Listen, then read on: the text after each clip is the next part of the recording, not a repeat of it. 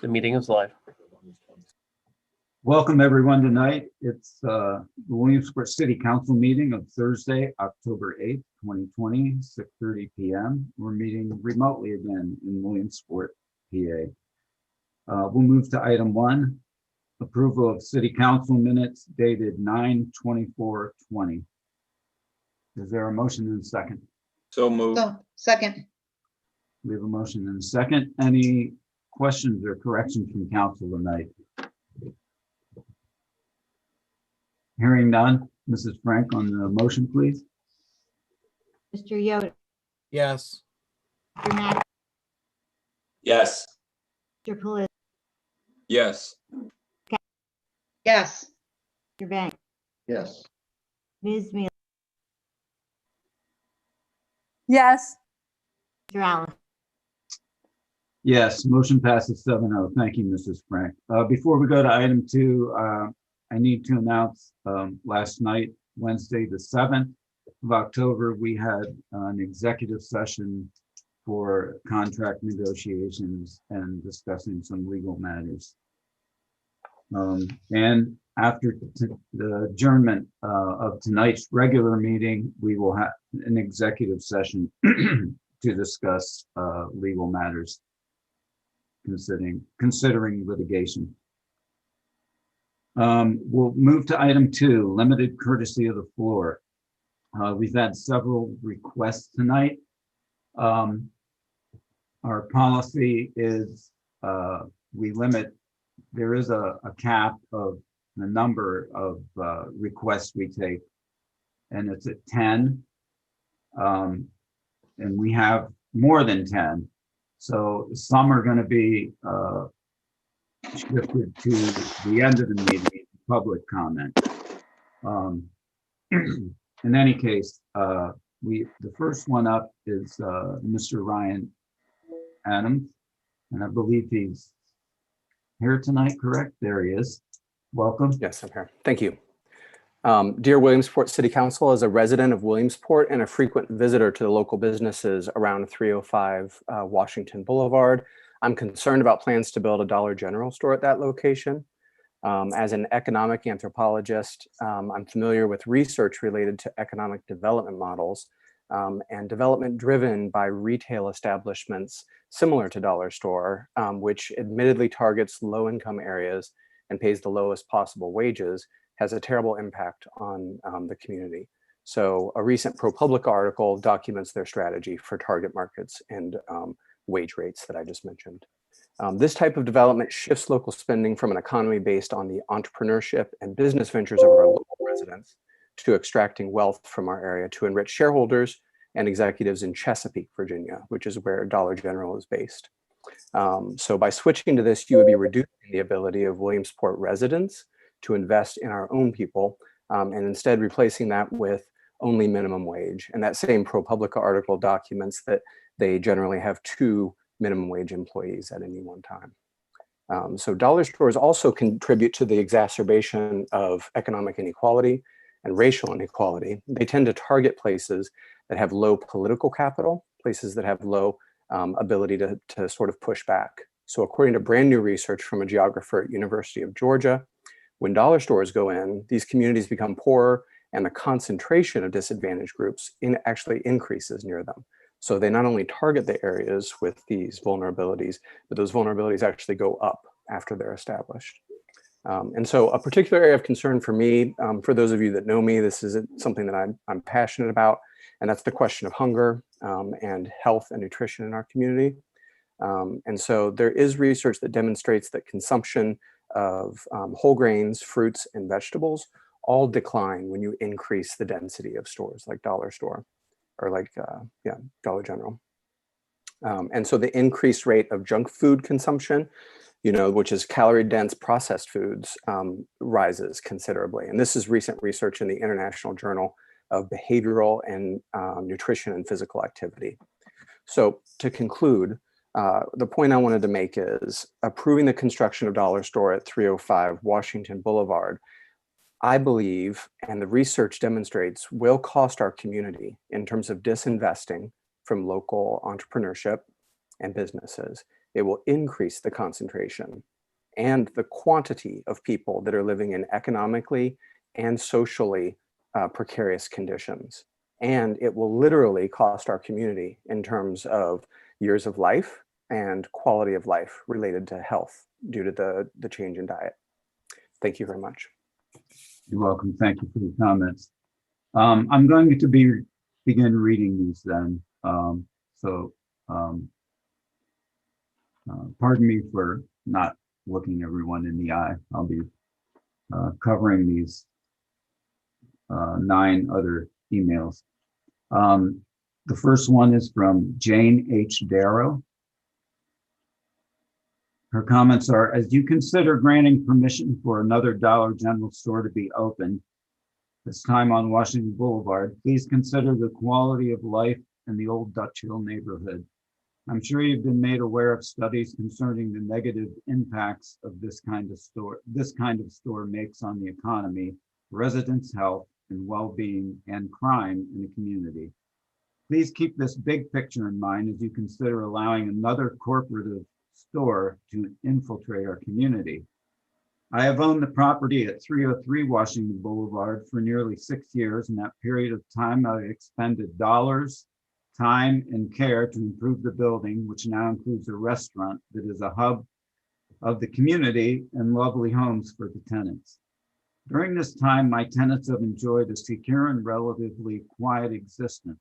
If the proposed Dollar General store is approved, they and other neighbors will face weekly early morning deliveries in the form of a tractor trailer truck arriving outside their windows and shoppers coming and going until 9 p.m. 7 days a week, in addition to the loss of security caused by this increased activity. As a property owner, I face the reduction of the value of the property. I've worked to improve a greater likelihood of damage to my property, litter, noise, increased traffic, and the general degradation of this fine neighborhood. Please consider the public outcry against this invasive and unnecessary business as you decide whether or not to accept this degradation of the neighborhood. Thank you, Jane H. Darrow. I'm going to try to go in order of reception here.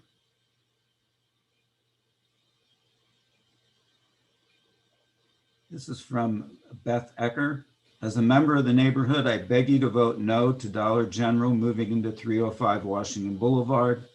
Not only is it a residential neighborhood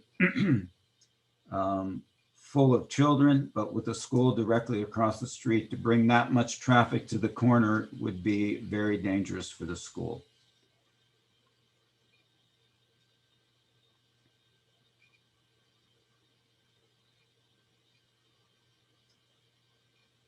This one's from Tristan Hawk.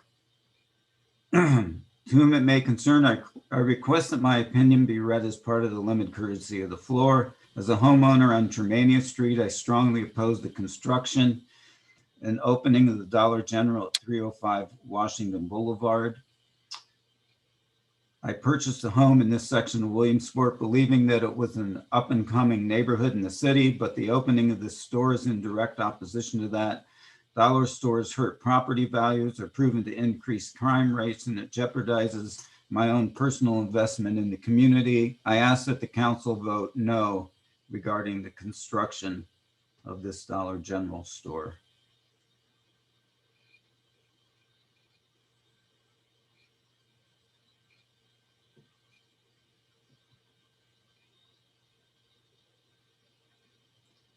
This one's from Elizabeth Snow. I write to you urging the council to vote no to the proposed Dollar General store in Washington Boulevard. This store would create a nuisance to residents and cause an incredible amount of traffic problems on an already busy street. Available parking is already stretched too thin, and any further impact on parking will truly be a detriment to the nearby locally owned small businesses. With small businesses already being gravely affected by the pandemic, a vote to add a store like Dollar General is a vote against already struggling local business owners, workers, and residents. A Dollar General is completely unnecessary, especially given there are already similar stores, Family Dollar, Dollar Tree nearby, small businesses offering better products, and 2 large grocery stores a mile away. A vote for Dollar General tells the community loudly and clearly that the city council does not care about this area's residents or local businesses.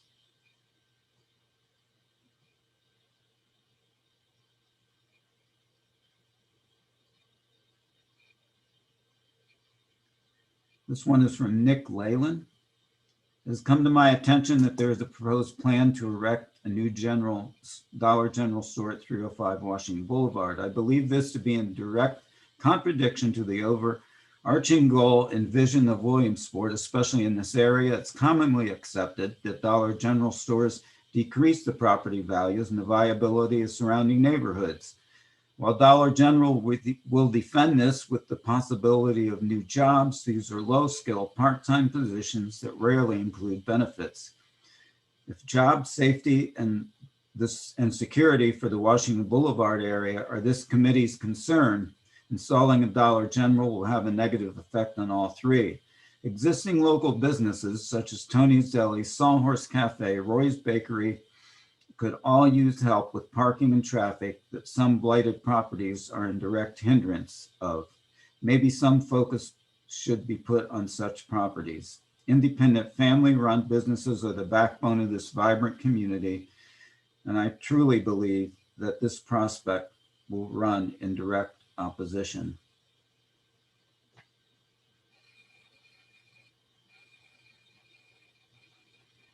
The next one's from Molly Garzinski. Hello, please read this as part of the limited courtesy of the board portion of the upcoming meeting.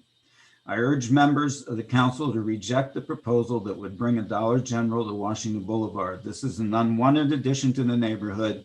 It would be detrimental for several reasons, one of the most important being the repercussions on small businesses in the area. No to Dollar General.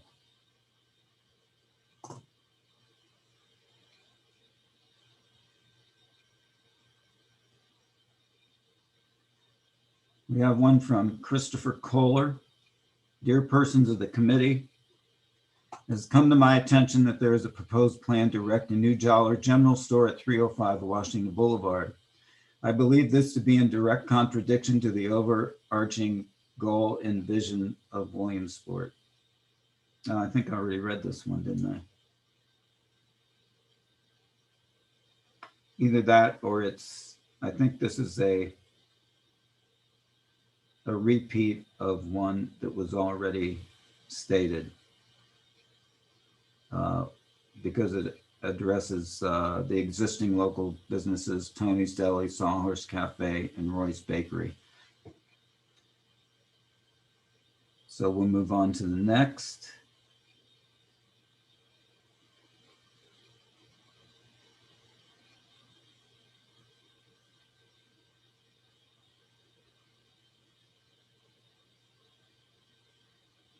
This is from Kristen Mazzani.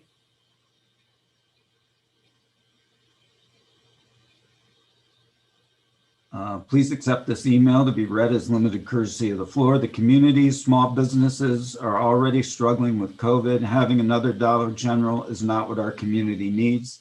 There are plenty in our area as of now. Please reconsider your decision for the small business owners and for our community as a whole. We have a couple more.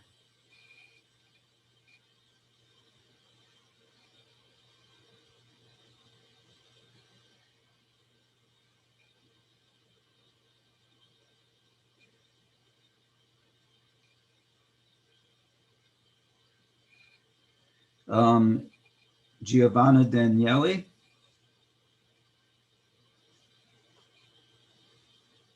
To whom it may concern, I've been recently made aware of a proposal to build a Dollar General at 305 Washington Boulevard in Williamsport, PA. From a socioeconomic perspective, I believe that this is a horrible idea that will diminish the property values in the surrounding area and add to poverty and crime rates in this section of Williamsport.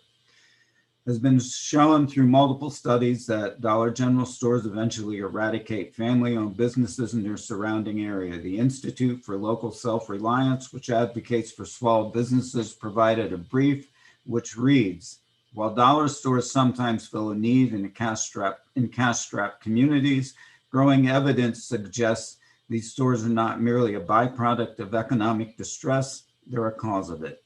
These establishments and those behind them, with their habits of buying up real estate and letting it waste away, restrict true economic growth in our area. From a personal standpoint, as a member of a 3-generation family business in Williamsport, I would hate to see our growing city become a sprawl of corporation storefronts. These large companies have no investment in our community. They will not sponsor your child's baseball team nor donate to your neighbor's cancer benefit. All they do is profit off of the poor and create a larger void to fix down the line. Thank you for taking the time to read this. Please preserve Williamsport and help it to flourish.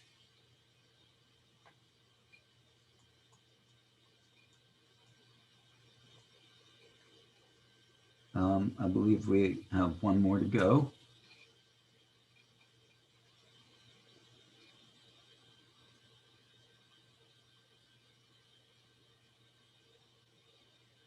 And this is from Andy Evick. To whom it may concern, I would like the following brief opinion to be read as limited courtesy of the floor. The idea of Dollar General coming to 305 Washington Boulevard is another step in the dominance of blight taking over Williamsport, not to mention corporate America pushing aside Main Street. Research has proven that Dollar General is ready to take a 2-year loss to keep pricing low enough to build clientele at the expense of local businesses. These stores are not merely a byproduct of economic distress, but also the cause of it. They are nothing but tumors dotting our landscape. We are leaving a legacy of little value to future generations residing in Williamsport. So that concludes our limited courtesy of the floor item for City Council tonight.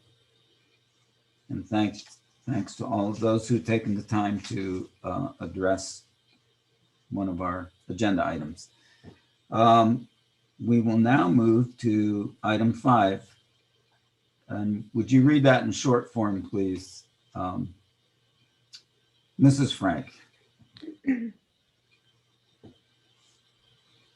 Resolution to approve the employment of August Memmi as the Director of Community and Economic Development. Thank you, Mrs. Frank. Ms. Chappelle, welcome tonight. Thank you. Good evening. The resolution before you is to approve the employment of August Memmi as the Director of Community and Economic Development at a salary of $61,000 for the first 6 months and $65,000 thereafter. Mr. Memmi retired as the Executive Director of Dauphin County's Office of Community and Economic Development. He holds an associate degree in business management from Shippensburg and is certified as an economic development professional. He brings more than 30 years of experience in business administration, is well qualified to assume the responsibilities of this position. His 25 years of public service exemplifies his commitment to community and residents. He currently resides in Hummelstown, but plans to become a resident of the city of Williamsport. His start date would be Monday, October 12th. He is here with us this evening, and I'd be happy to answer any questions anyone may have. Thank you, Ms. Chappelle. Is there a motion and a second from council on this? So moved. Second. We have a motion and a second. Welcome, Mr. Memmi.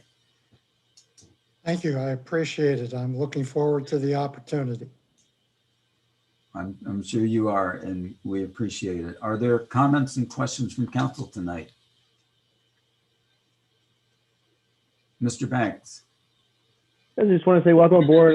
We're relieved to have somebody with your level of experience coming in. You know, we just lost Stephanie Young to retirement 2 months ago, and there's a lot of institutional knowledge that left with her. So I'm glad, you know, you have all the the experience with all the grant programs and on your resume that we were, they're all the same across the state. So it's nice that you can just step into the role. So excited to have you aboard.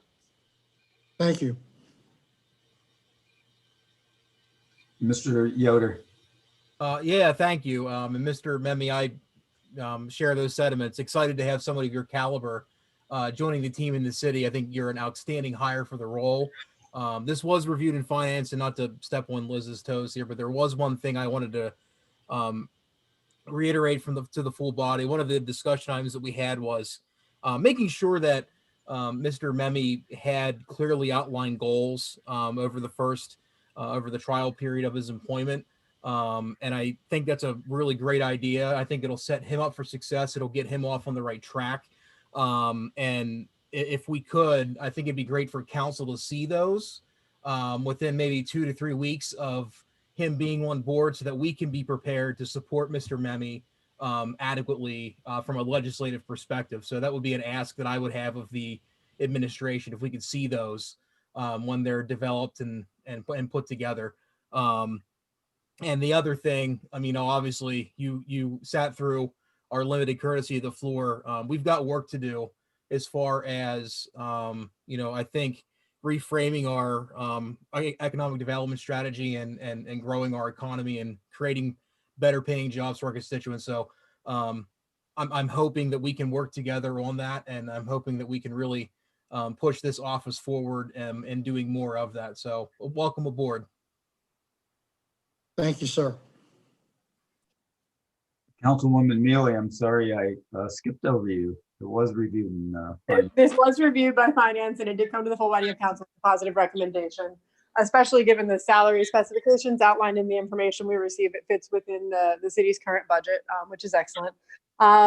The handful of items that we discussed related to Mr. Maybe's employment, primarily related, as Adam said, to setting goals for goals, so that if we're establishing a 6-month probationary period for this particular department head, then it seems as though we obviously need to have goals that we expect him to accomplish or work toward within that 6-month period, so that both Mr. Maybe and the administration feel satisfied that he is able then to move into his full-time role with the city. So that was one issue that we discussed at length, as Mr. Yoder mentioned. The secondary issue, excuse me, the second question that we discussed was a question of Mr. Maybe. I noted that you are retired. That you retired from one of your last positions. What are you visualizing as your career with the city? Is it? Are you thinking of this as a and there is no wrong answer. I'm merely asking for my own interest. Are you thinking of this as something that you'll do for a handful of years, or something that you anticipate being a longer term career move than that? Because I think that to a certain extent should inform the ways in which the administration structures their goals and their use of your office during your tenure. Well, I'm going to try to answer the question this way, if I may. My immediate goal is to at least be in this position for at least 5 years. And if my health is good and council and the mayor are happy with my performance, I will stay for as long as that holds out. I enjoy public service. I look forward to trying to create an environment in Williamsport that is all encompassing, all embracing, and that we lift up the community, that it becomes a fabulous place to live, to work, to play. And I'm committed to this position for as long as you'll have me and as long as my health holds out. Fantastic. Thank you so much for that. Randy, I think that I basically covered the majority of the discussion in finance. I obviously will cede the floor to anyone else on finance who might have additions. Thank you.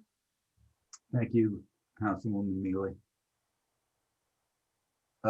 Councilwoman Katz. Yes, welcome, Mr. Mimi. What I noticed in your resume is that it looks like you also were part owner or an owner of a bakery, which was a small, is that true?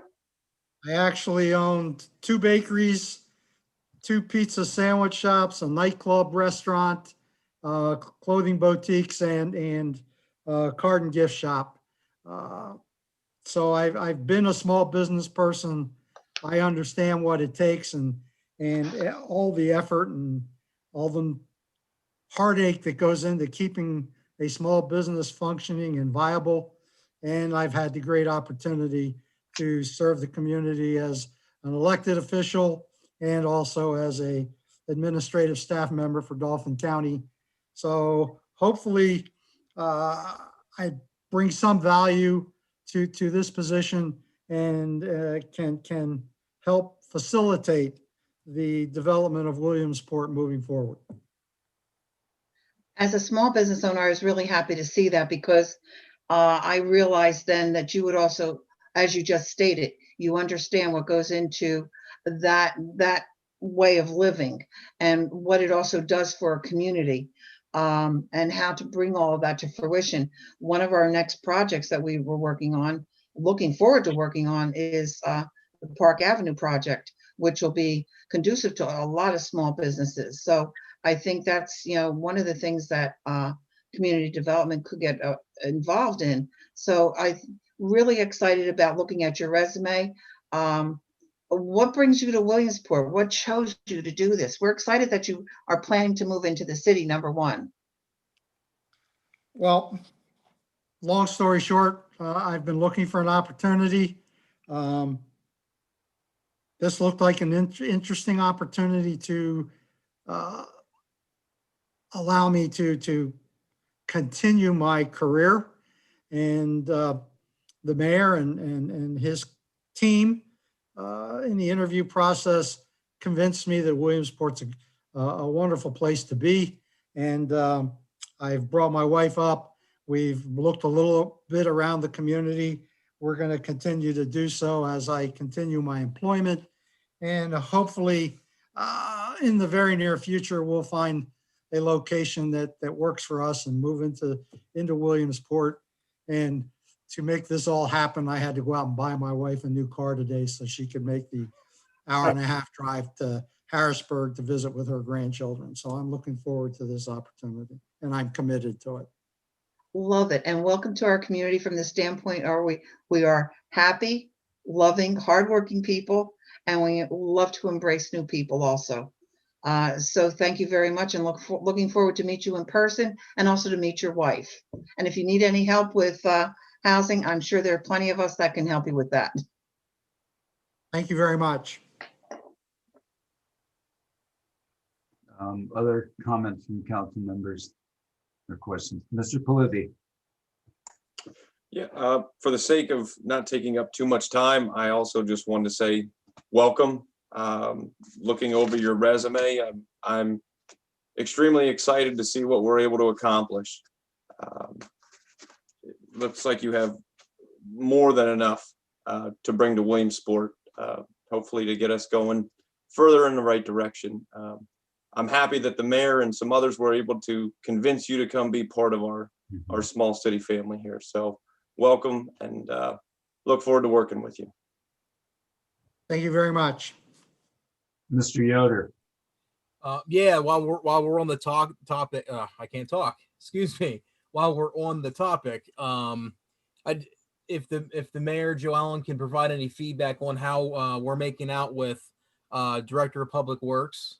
Is there any update there? You're muted, Joe Allen. I apologize. Thank you, Mayor. So we did make an offer for the position, and that was declined. So what we're doing is taking another look at the posting, going over it, and then that will be going out in the next day or so. So we will repost that position. Gotcha. Thank you for that. Now and then, I know a couple of the new director positions are already filled, but it would be great to knock out the confirmations of those as well, to have a conversation on the futures of of those departments now that they're officially departments. So I'll certainly look forward to that over the next month, few weeks. So thanks again and welcome aboard. Other comments?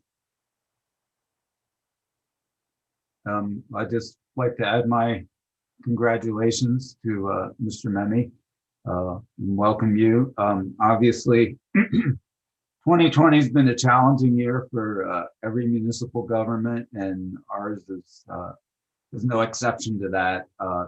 It's kind of interfered with a lot of plans that were in the works earlier in the year. So we're looking forward to having you as part of the team that is going to hit next year, hit the ground running and work on the positive things that we can do in this community beyond just maintaining what we have now and weathering the crisis that we're all going through.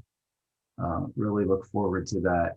And I'd also like to commend the administration for doing a good job with this search and bringing it to a successful conclusion for a very important position for us to be successful in the future. So that's my 2 cents. I hear Mr. Slaughter. I just wanted to add on that, I thank Mr. Memme for accepting the offer and just echo everyone else that we're looking forward to getting started pending approval from council. So thank you very much. Thank you all. You're quite welcome. Mrs. Frank, on the motion, please. Mr. Yoder, Yes. Mr. Mack, Yes. Mr. Pelisi, Yes. Mrs. Katz, Yes, Banks, Yes. Ms. Mealy, Yes. Mr. Alice. Yes. Motion passes 7-0. Thank you, Mrs. Frank, and welcome aboard. Thank you very much. If council wouldn't mind, can I sit through the rest of the meeting just to Absolutely. start beginning an education process? You're quite welcome. Thank you. You're always welcome. see, Randy, I knew we had him. We'll move back up to item 3. Would you read that in short form, please, Mrs. Frank? A resolution to approve a settlement and release agreement. Thank you, Mrs. Frank. Is there a motion from the second from council on this? So move. So move. Second. There's a motion and a second. Mr. Lubin? This is a resolution to approve a settlement agreement with one of the city's insurance carriers. There had been a dispute over coverage, and we've reached a resolution with the insurance company, and we request council approval. Thank you, Mr. Lubin.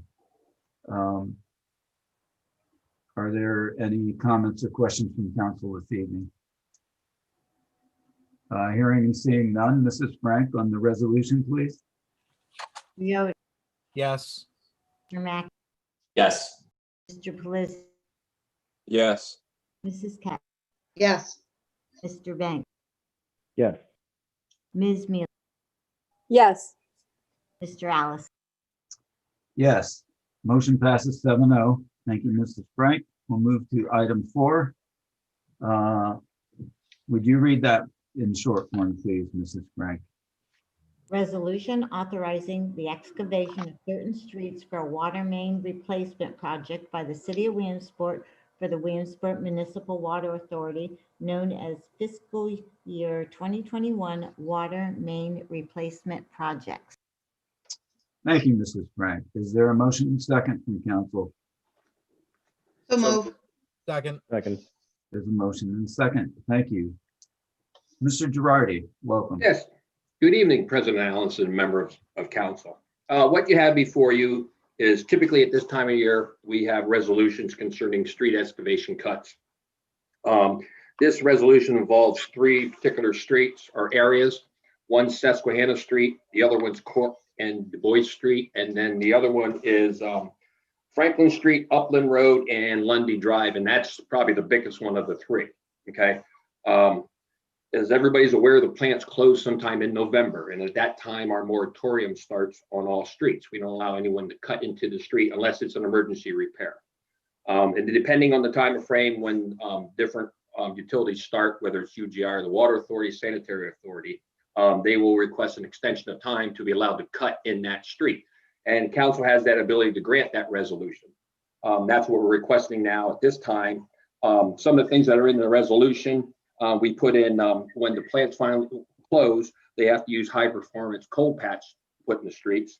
Also, we require that when the plants finally reopen, that they have 45 days to mill and overlay, unless they decide to get into a project where half the street they need to mill and overlay and the city needs to mill and overlay the other half because that part's bad. We get a whole street done.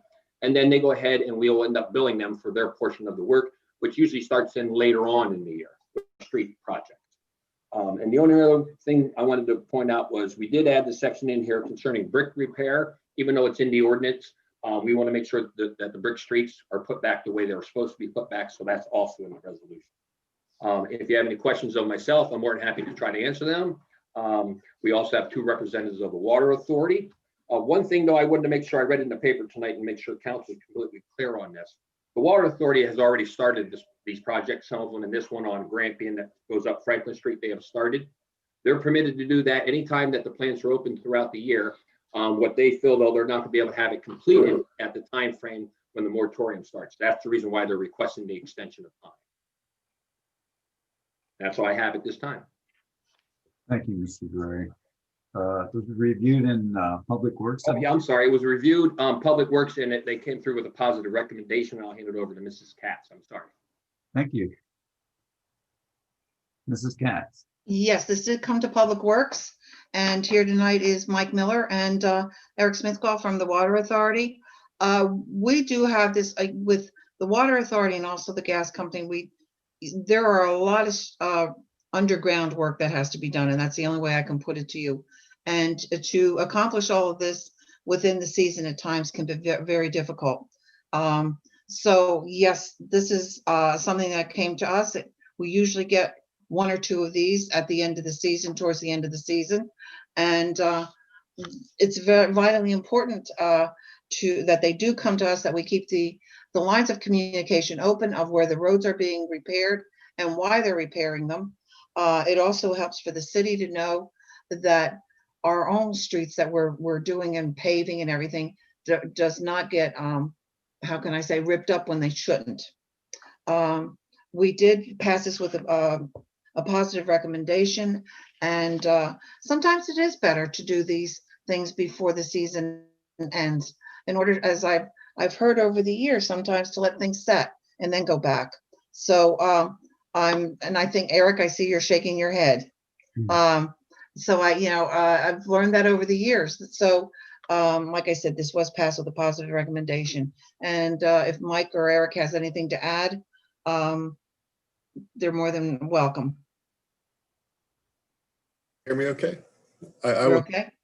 I will just add briefly, this is a $1.2 million investment in the city's infrastructure and their water infrastructure.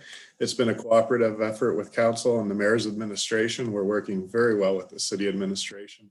One of the areas we're prioritizing is we're getting the city's paving list and looking at the streets that the city intends to pave in the upcoming season.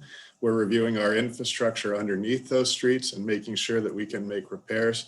So as Ms. Katz said so eloquently, we're not digging up the streets after you guys have paved them. So other benefit is that we will be contributing to the city's paving amounts by giving you the amount we would be paying for restoration. And you've been very gracious to put that on your contracts, and you get a very nice cost or price for paving the streets when you let a proper paving contract. So it's a win-win for both the authority and the city. And we really appreciate the mayor and his team and the cooperative effort that you've allowed us to engage in.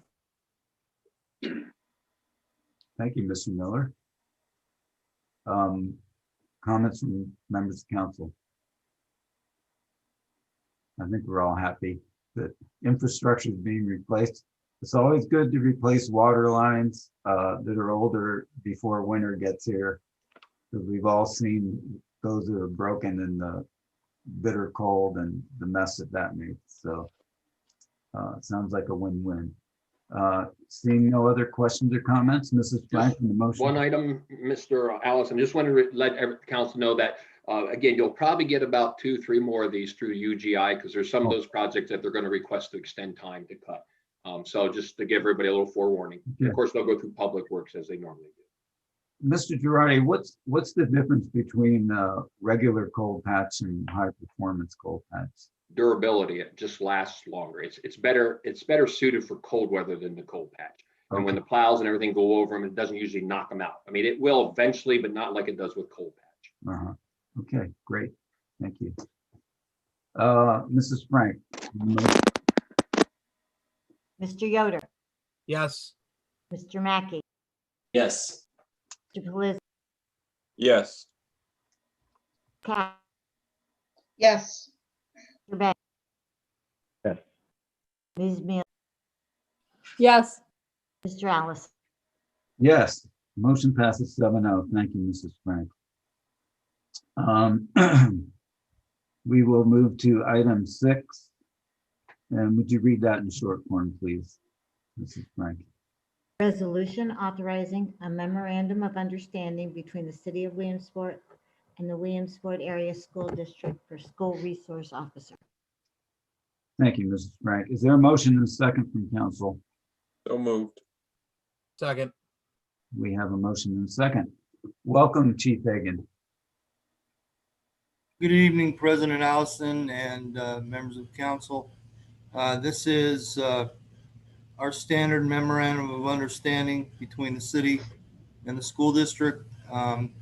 Very similar to the one that we approved in, I believe, February, when we went from 1.5 back down to 1 due to manpower reasons.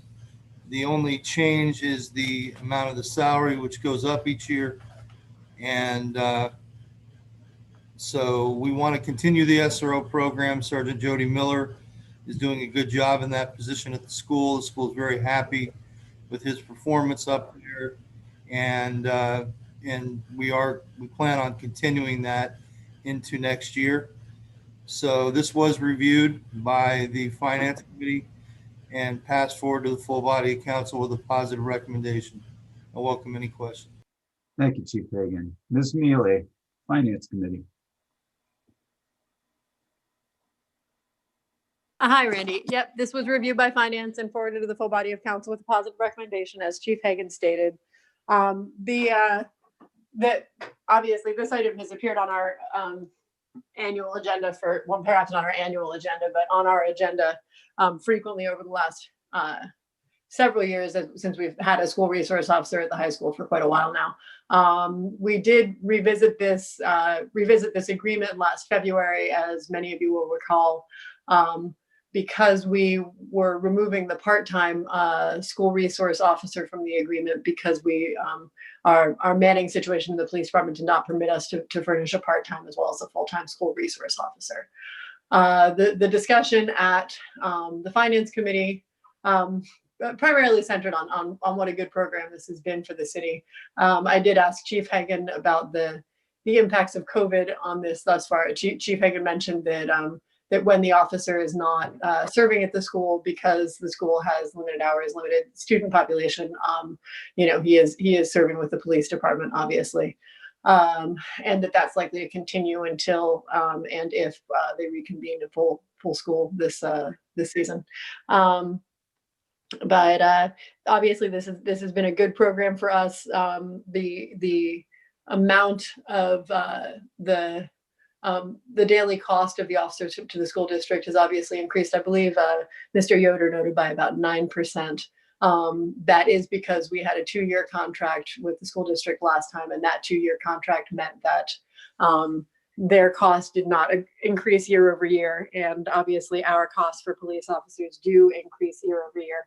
The one recommendation, I suppose, from finance in future might be, if we are going to execute a multi-year contract with the school district, to make the annual to make the daily amount for a school resource officer or a part-time school resource officer reflective of the increasing costs year over year to the city of police.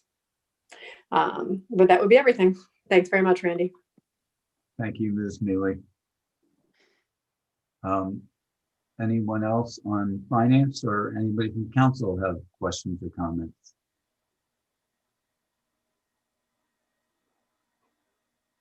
It's pretty standard, and we're glad we get to keep this cooperative agreement going. Seeing no questions or comments, Mrs. Frank on the motion, please. Mr. Yoder, Yes. Mr. Mack, Yes. Mr. Pelisi, Yes. Mrs. Katz, Yes. Mr. Bank, Yes. Ms. Neal, Yes. Mr. Allison. Yes, motion passes 7-0. Thank you, Mrs. Frank.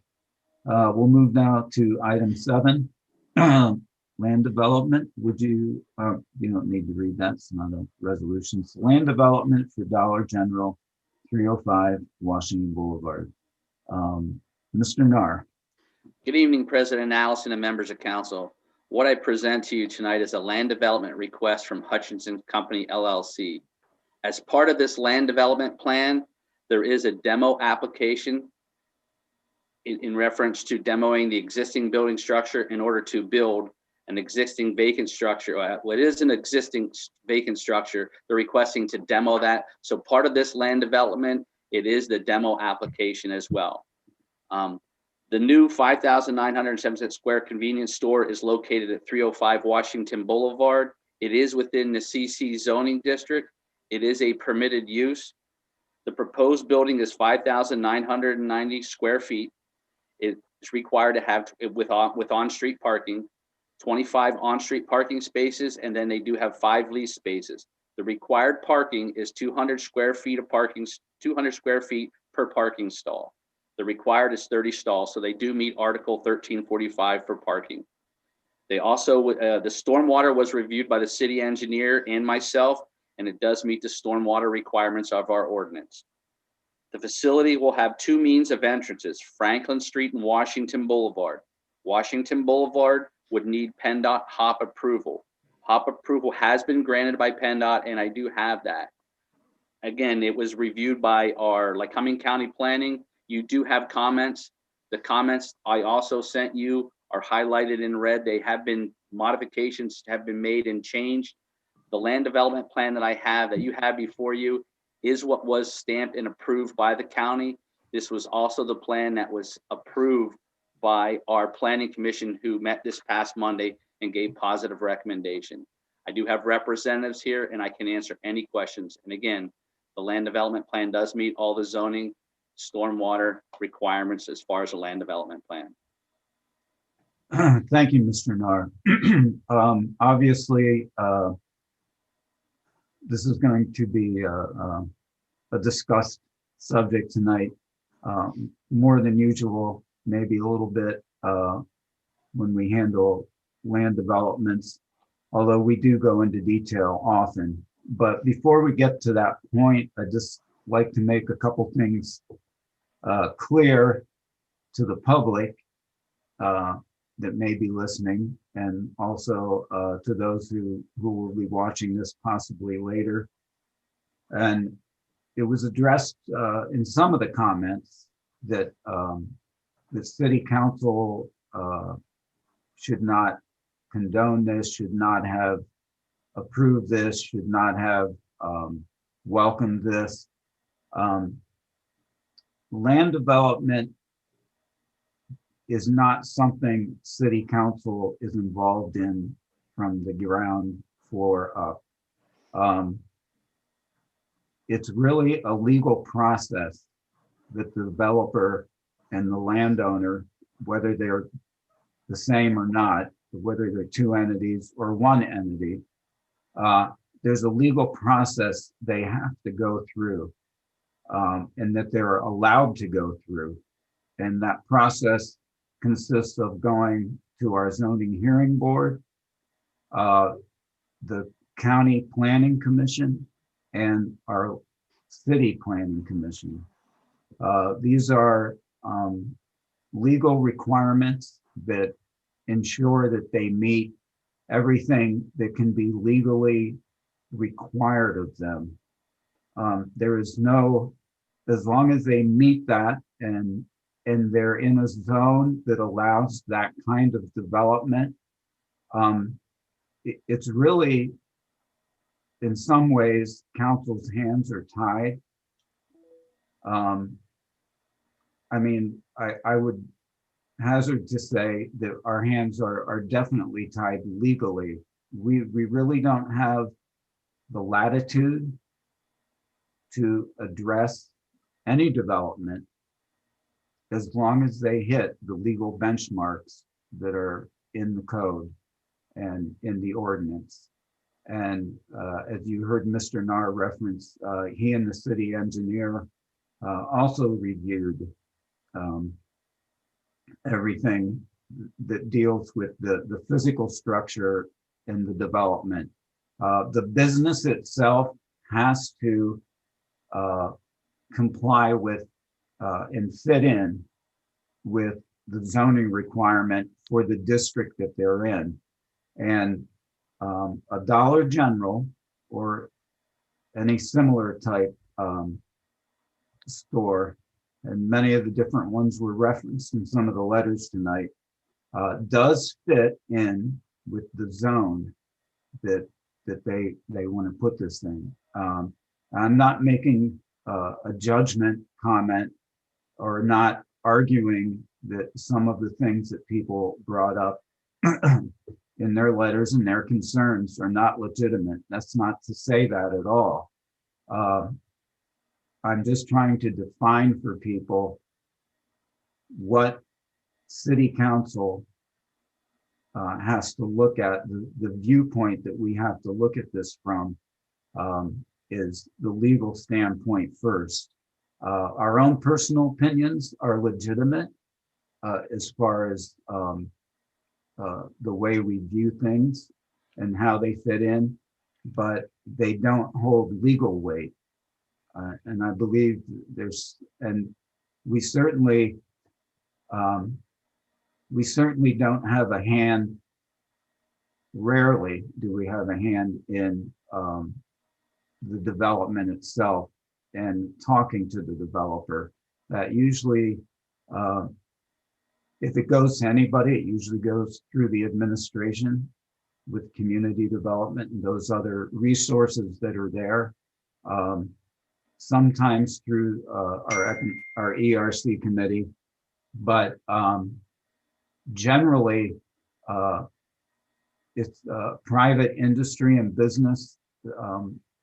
They have the prerogative legally to pursue development. That's what our economy and our society is based on. So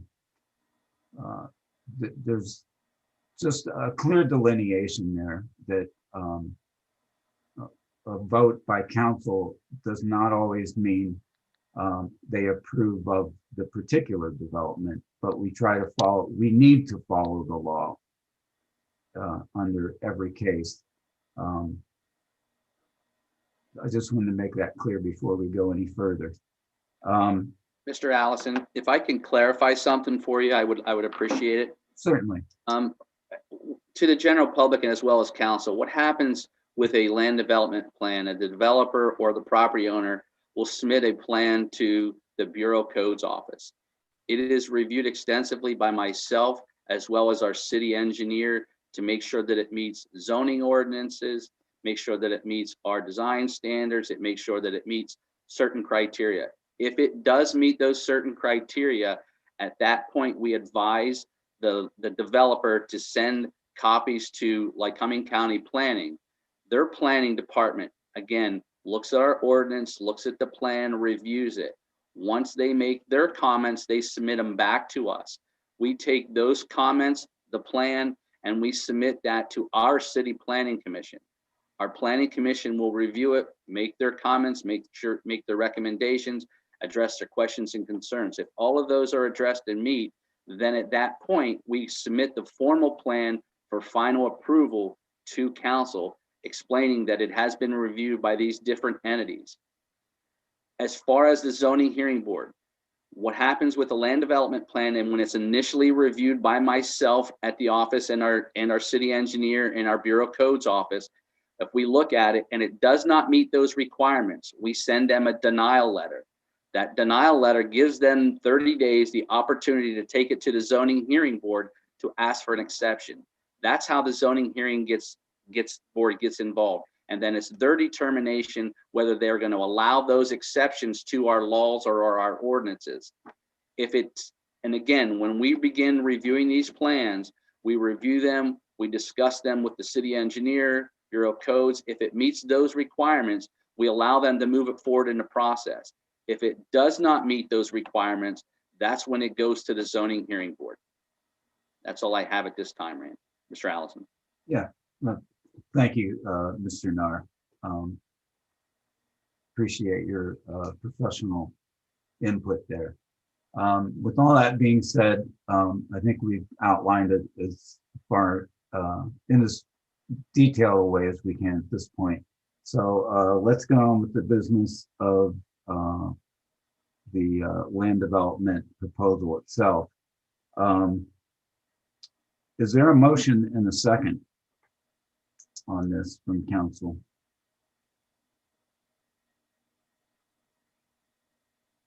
So move. Second. Okay, we have a motion and a second. Let's go on with our discussion now. Are there questions or comments from council? Mr. Banks. So a couple of things here. I will need to abstain due to my significant other being involved in litigation with the applicant. But I wanted to, I asked for this plan set to be brought up on the screen for everyone because this development really laid out some of the deficiencies in our code. And I really would like to address that because there are some things going on here that, whether the public likes it or not, it's something that we need to push to change in the code. It's not the developer's fault necessarily that our code is insufficient if they've met that code. So the one thing here that on this page is the trees that you see lined out here. They meet our canopy cover for the parking lot. What is it? It's 10% of the parking lot for Gary, if you could refresh my memory, 10% canopy coverage for parking lots with 20 or more spaces. Yes, correct. Give me 1 second and I'll actually. But what's not being addressed here is that you see on the Franklin Street side, there is overhead electric cable. There's also overhead electric and communications cable on the Washington Boulevard shard. It's not shown on this plan. And there's another following the back edge of the lots, which contain the dentist's office and the Sawhorse Cafe. These trees could eventually grow up and interfere with those lines, which means the trees would have to be trimmed or potentially taken down by, at the request of the supplier, the electric company, or Verizon, whoever it may be. Which means we might get into some sort of perpetual cycle where the trees have to come down, code has to go back out there or zoning has to go back there and tell them to put them back up. And so that's just a general problem with our code. The other big thing, Chris, could you go to page 3? I apologize.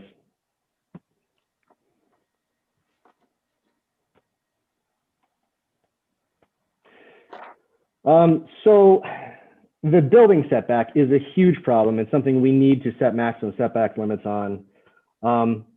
If you look at it, there is a pedestrian access, but it's on Franklin Street. So we need to require pedestrian access from the front of the building. Now, this would work out fine if the building were set against the sidewalks like every other building on this block. We need to have setback limits that adhere to the needs of pedestrians. So if you remember the landscape plan, right next to the sidewalk, you had landscaping. So if you think like a pedestrian, if you're coming from the east on Washington Boulevard, getting to the building by the way it's laid out, you would have to go 2 properties down to the back side of the building, come down the sidewalk, across the sidewalk, west to east, and then north to south. Knowing human nature, that's not going to happen. People will cut through the landscaping area. They will go between cars, cross an active parking lot, go between cars again, which is a crime risk, right? People will look in other people's cars. And that doesn't even address the issue if you have mobility problems. So if you have mobility accessibility issues, if it's late January, you're not going to want to go all the way around the block to get into the building. You're going to go in this entrance in the front there for where cars go, and then you're potentially you could potentially get hit by a car going in there. And the third thing I wanted to bring up, and I'll end with this. The big issue with the setback limits is that it makes this development an island onto itself for retail. So, you know, in the traditional layout of retail space, you have buildings that have the same setback limits because you want pedestrians to walk by them and spend money across a wide variety of businesses. This implies that you should drive here and leave with your car from here. So you get no peripheral economic benefit to the other businesses in this neighborhood. So long story short, we need to fix the code. We need to fix the code tomorrow. You know, we need to address this immediately because we can't have developments like this. It's, well, the public said it best, what the costs are. So thank you for your time and thank you for putting up with me. Other comments from council members or questions? Randy, could I break in? Yes, absolutely. Excellent, thank you. So I would like to observe that Dave is absolutely right. We have, I think as a body, whatever iteration of members we might have been in, recognize that there were deficiencies in our code related to commercial areas for quite a while. That is to say, we need to require buildings to be, you know, similarly structured to other buildings in commercial areas. We want to encourage walkability within our city, which means that we should require buildings to be as close to the street as possible. You know, all of those are excellent points. However, the problem we face here right now is that our code does not do that. And so, as you mentioned, we find ourselves in a bit of a bind. I know that for myself, you know, whatever my feelings may or may not be about a Dollar General store, I know that a lot of the comments we received were related specifically to Dollar General. Whatever my feelings may or may not be about that, I know that I would firmly oppose a building that is set back from the street and designed for car culture rather than pedestrian culture in an area that is primarily pedestrian driven, especially given the proximity of a college where students may or may not have vehicles, as well as, I believe, relative proximity of some elderly housing in the East End and a handful of other sorts of spaces, a school nearby. And students, I would certainly expect to potentially stop in before or after school. You know, all of these are people who will not be driving to the facility, and yet the facility is set up for drivers. My one question to you, Mr. Nahr, looking at these plans is why is the building set back from the street? In looking at the plans, it seems as though it would be in the best interest both of the developer and of the community for this building to be along the street. We could maximize the amount of parking area behind it because the parking would all be in a single line. We would eliminate the highway occupancy needs from Washington Boulevard, which is a far more highly trafficked street than Franklin Street. And we would completely settle the issue of pedestrian accessibility from the street if the building were simply brought up to the street and the parking were to sit behind it. Is there a particular reason why the developer has chosen not to construct it in that fashion?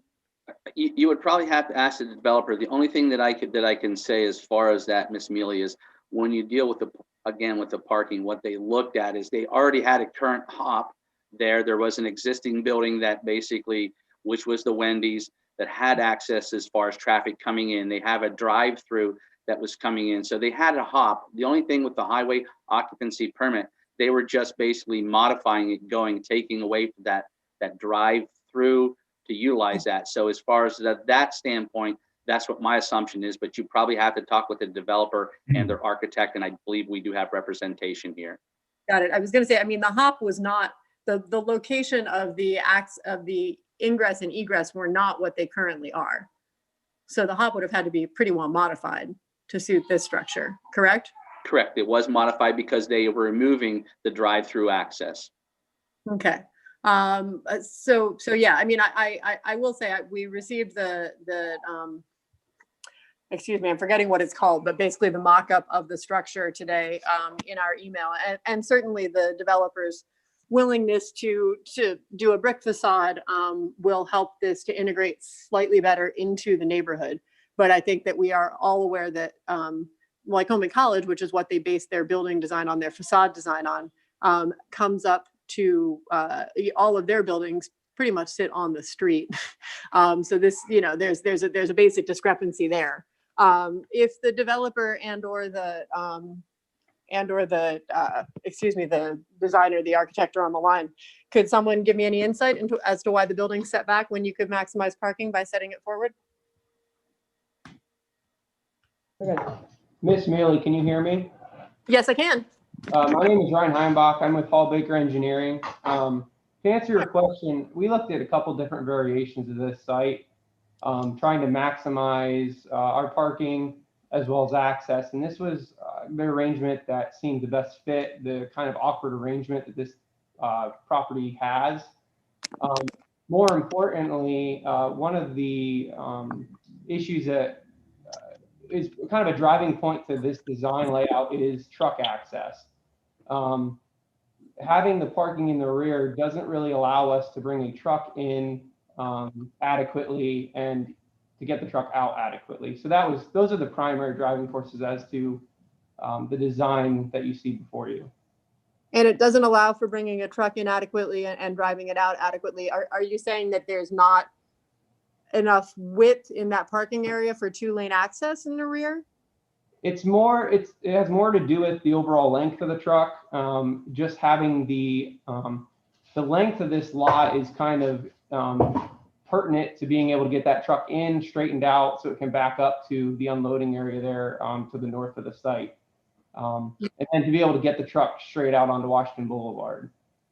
Got it. And it couldn't go straight out onto Franklin Street because there's just not enough room for the turning maneuvers to get out onto Franklin. We can come in off of Franklin, but getting it turned around and back out isn't even possible without this current arrangement. Okay, understood. Okay, well, thank you for your assistance understanding that. And then thank you very much for your time. Sorry, Ryan. Okay, so Ryan, what you're saying then is if we had required the building to come up to the street, you would not have been able to pursue this project on this lot? Based on my current understanding of the way that Dollar General handles their deliveries, no, because the truck size that they utilize wouldn't have been able to make ingress or egress out of the site. Okay. Well, that's good information to have. Thank you. Mr. Nar, can I ask you a couple of questions just related to our landscaping requirements? And you'll pardon me, this is partly me being lazy because I did not have time to review our land development requirements. The 10% and 3% landscaping requirements in our ordinance, explain to me what they pertain to. And what I'm going to do is just read the ordinance itself. Under 138306, a vehicle use area which provides for 20 or more vehicles shall, and in addition to the other requirements, have a minimum of 3% reserved for landscaping. This landscaping shall be reasonable distribution within the vehicle use area. Landscape area shall include suitable ground cover to discourage the growth of weeds. The base of each tree shall be left free of pavement, not less than 20 square feet.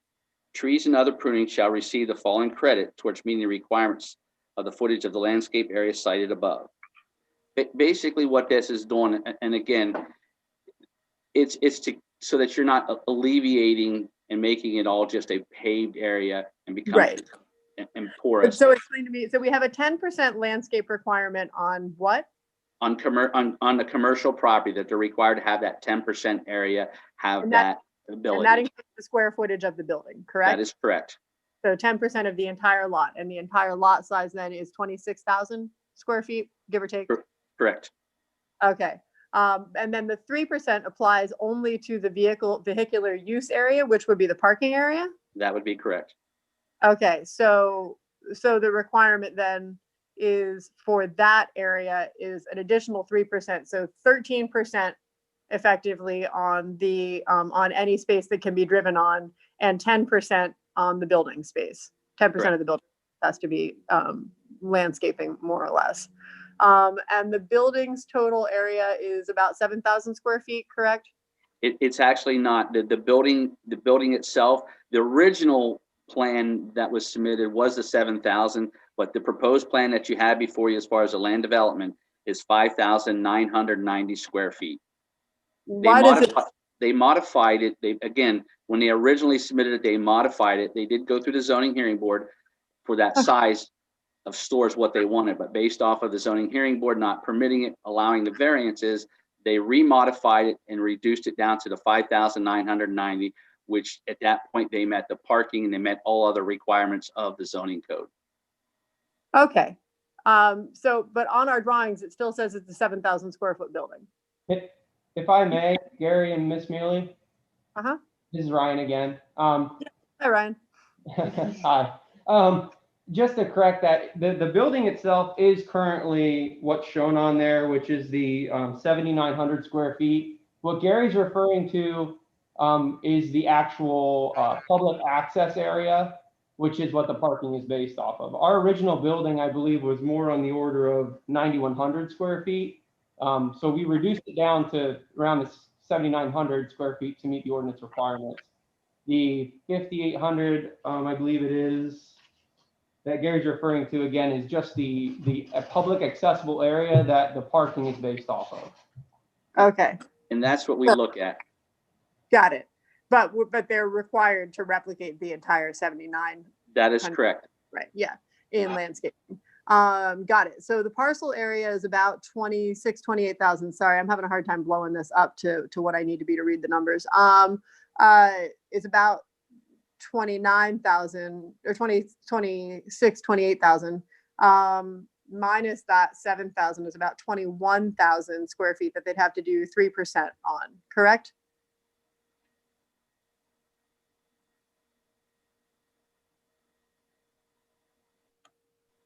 Did I lose you guys?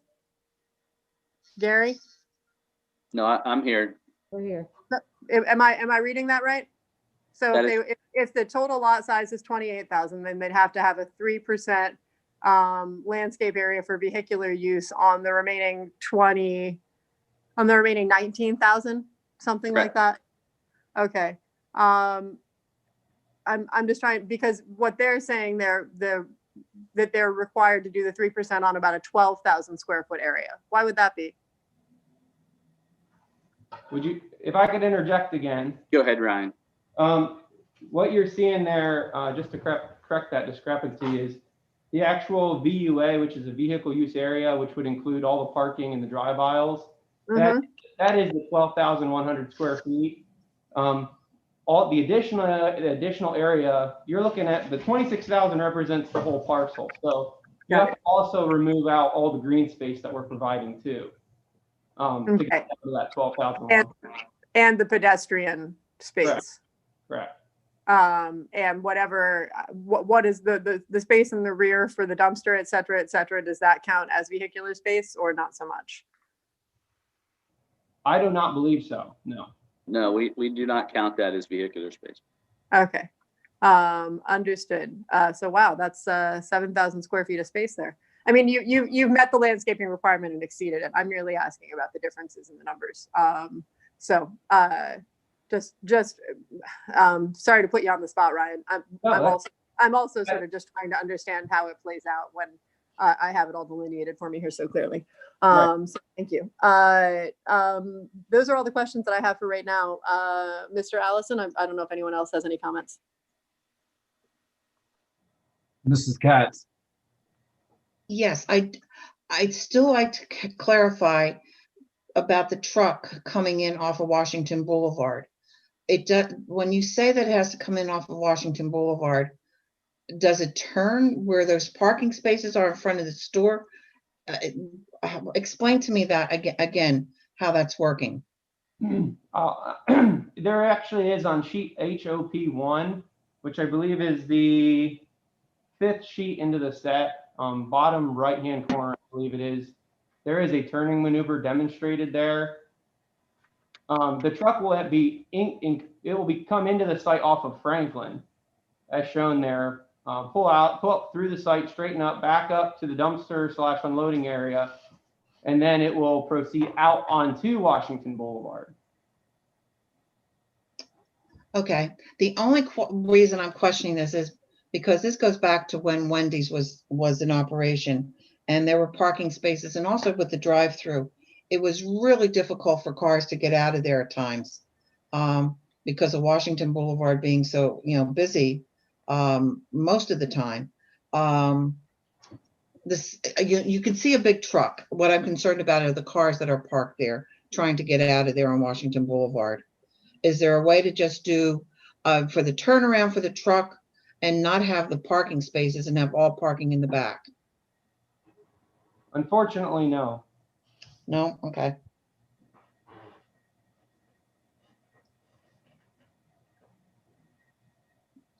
That was the only thing that I was questioning. I can understand the truck coming in. It's,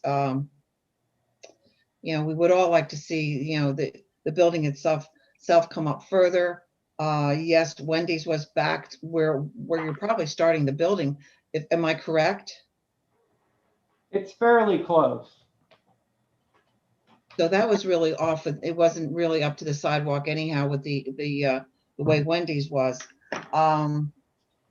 It just makes, I think we all look at the way buildings are put up. I mean, we had such a discrepancy with Kohl's, the way that was put up, and we're trying to make sure our town looks terrific. And I think that's the way, why we're questioning this. Other than that, it's just, I'm happy to hear that you're going to try and make the building look similar to what the brick facade is, the stone facade of Lycoming College. That'll fit in there. And it's, from what I understand, you're trying to make this more of an upscale. Is that what I'm understanding? Yes.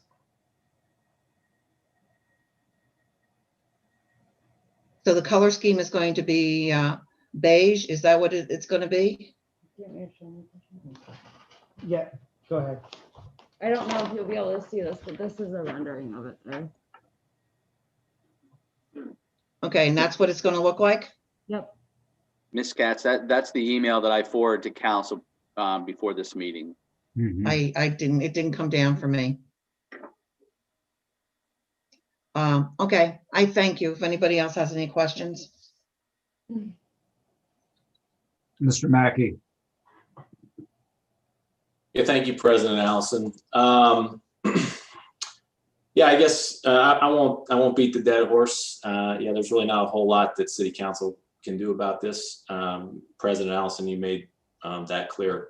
That was also made clear by the letter we received from Hutchinson Company's lawyers about 2 hours ago. I guess, we all heard the 10 emails, limited courtesy of the floor.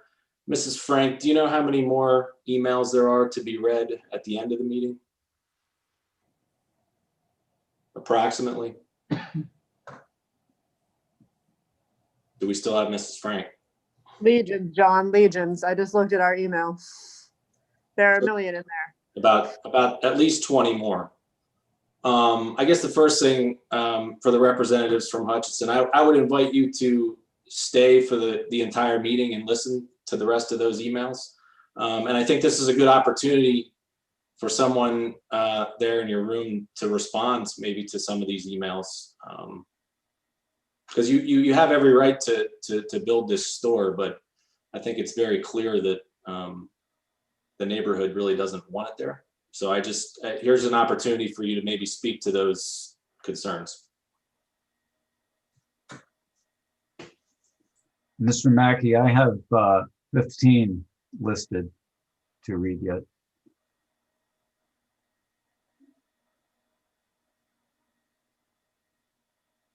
Other comments from council tonight?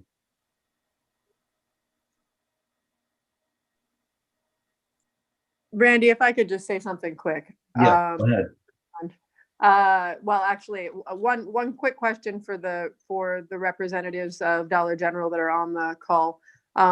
Because I am not super familiar with what's generally on offer for purchase at the Dollar General, what will the sort of product offerings at this store be?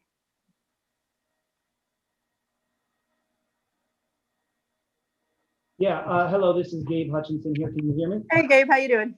Good, and Yep. yourself? Very good, thank you. Excellent, thank you. I just wanted to say this is our 51st year in business. We are a local company. We're an entrepreneurial company. Really, our niche has been found where we take old buildings, maybe a lot of buildings that people really don't want or don't have a use for, and we repurpose them. A lot of our work has been in Pennsylvania and New York. Primarily, we've been focusing on the Williamsport market. I can attest to the goods that are sold there are pretty much household items that range from commodity style stuff, from clothes to food to school supplies, things of that nature. These are neighborhood centers. These are not destinations. They are low volume stores. So someone would not take the Basin Street exit to come here to this store. Really, what we see is they are built in areas that have a need for this type of product. I compare them to a convenience style store. Thank you very much, Mr. Hutchinson. I appreciate that. And I apologize that I'm not more familiar with the offerings. Once again, I will take the time to review it myself here at some point in the near future, but didn't have the opportunity to stop through one before tonight's vote. So thank you. Mr. Allison, I guess that to move forward with my commentary, I just wanted to recognize that we know that there is significant community concern. As we've established, as Mr. Mackey mentioned, as we heard at in the courtesy of the floor at the beginning of this meeting, there is significant community concern about this development in this area, and I share many of those concerns.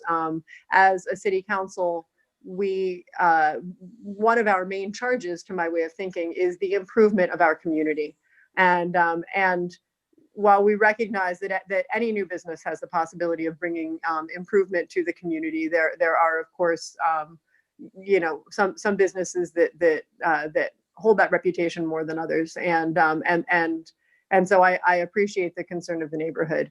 That said, we very specifically live in both a country and in a municipality that permits that would never allow us to discriminate predicated on a particular store in a particular location. If the establishment meets the codes that we have in that area, then it frankly falls on us and is our failure if an establishment that meets the requirements we have in a given neighborhood, in a given zone, does not in fact meet either the will of the constituency or the desires of us as a council or as a city government to improve our community. And so I think then it very clearly falls to us as the next task on our agenda to modify our codes and our requirements within a commercial zone to better fit the image that we have of our community. And I would call on all of us as members of council and members of the administration to work together to make that a possibility. I believe that we will be discussing that specifically at an upcoming Economic Revitalization Committee meeting. And I think that we should bring all of our heads together to make certain that it happens quickly. I can't speak. I don't have a crystal ball, and I can't speak to whether or not this development will be a positive thing for the Boulevard, for Washington Boulevard, or whether it will be a negative thing. And you know, despite evidence from other communities, I don't know that I feel that it will go. That I know that it will go in one direction or the other. But if this is something that our community does not want, and if this is something that we as a council feel is not meeting the standard that we've set for ourselves, then frankly, we owe it to ourselves to move as quickly as possible to revise those standards and bring them into line with the expectations of our constituency and ourselves. Thank you. Thank you, Ms. Mealy. I have one question for the Hutchinson group of a practical traffic flow nature. Is there a protocol for the delivery truck, which I assume is going to be a regular tractor trailer, due to the configurance of it's very close to the corner there? Will they be, when they exit, will they always be making a right turn? Is that going to be required to get into traffic instead of cutting across a busy thoroughfare there? Yeah, this is Ryan. They will be exiting. It'll be left out of the site onto Washington Boulevard. Gabe can correct me if I'm wrong, but I believe that at this point, one truck is expected a week, one large truck, and they generally come in the morning, and it'll be prior to opening hours. Okay. It's just that is a busy thoroughfare, and it just seems like going left might present problems, but I guess that will remain to be seen. Hey, Randy, this is John Sanders, the city engineer. How you guys doing tonight? So Good. I just want to, can I make a comment or two, or? Yes, sir. Okay, sure. So what we're doing here, looking to do here, or I guess what Hutchinson and Dollar General is looking to do here, is to replace an existing vacant building with a Dollar General that will bring jobs, bring business, and bring tax revenue to the area. It meets all of our land development requirements, meets all the stormwater requirements. It will serve the college, and these are all positive improvements. So I'm not sure what, I mean, I understand a lot of the comments earlier that are, I guess, feelings based, or I don't know what you want to say. But this is a vacant lot right now. So they stepped up to the plate and took the initiative to want to put a business there. I'm all for it myself. I got nothing else at this point, but I support it myself, but I'm not on the council, so I'm just letting you guys know. That's all I have. Just to add one thing, and Gary, correct me if I'm wrong, this is Joe Girardi. If I'm correct, that hop permit, anything goes out on the Washington Boulevard is regulated by the state. They're going to tell them whether they can turn left or right. Am I correct, Yeah. Gary? Yeah, and again, that was a process that they went through. They submitted an application, and PennDOT actually approved it because they felt that was the best feasible way to get out of off of a city property onto their thoroughfare. And if I'm correct, Gary, Franklin Street's ours, and I may be speaking out of turn or wrong, but I think the city could require them to make a right turn only or a left turn only going out on the Franklin. Am I correct? That would be correct.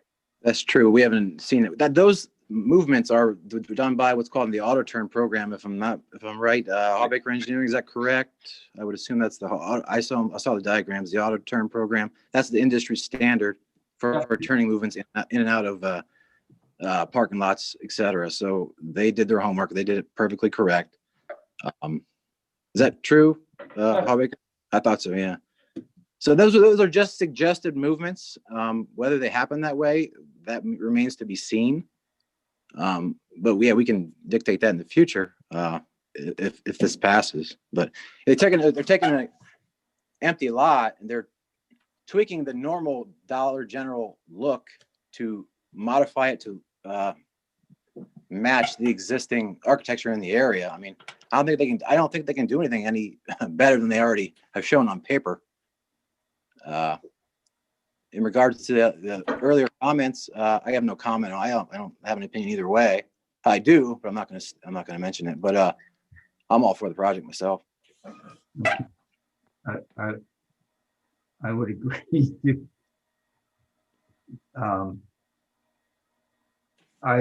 Yeah, well, thank you very much for that input. You know, that had just occurred to me about the traffic flow, and it's a good information to have, that even that detail is researched in the whole plan. And, you know, I think that can answer that particular question, and it answers it to my satisfaction, absolutely. And again, Mr. Allison, that's all part of the process when we do review Right. that. It is discussed preliminary with the developer. We do basically look at industry standards and things of that nature before we make those recommendations, whether they meet our requirements or not. Right. So I guess in another sense, to my point earlier, when I spoke of a business or a development having to meet legal requirements, there are a lot of details that go into it. And, you know, that's just an example right there. So it's not just a rubber stamp. Having said that, I don't see any other questions or comments from council. So Mrs. Frank, on the motion, please.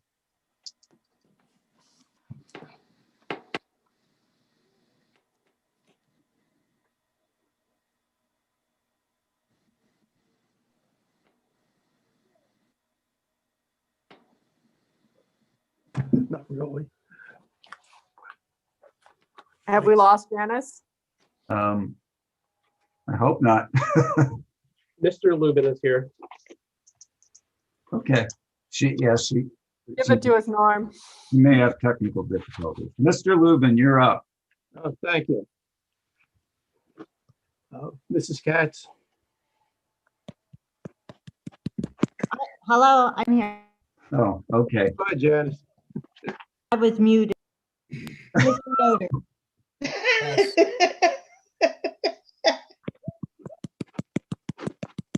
Let's start from scratch. Mrs. Frank, on the motion, please. Mr. Yoder, Yes.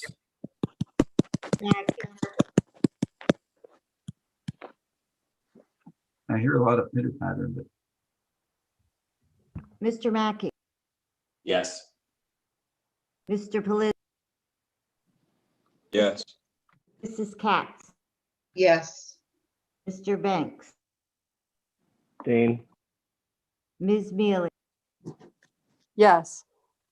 Mr. Allison. yes. Motion passes 6 in favor, 1 abstention. Thank you, Mrs. Frank. We'll move on to, excuse me, and thank all that participated in that conversation. Everybody have a good evening. Item 8 is a discussion item, setting our city council meetings for 2021.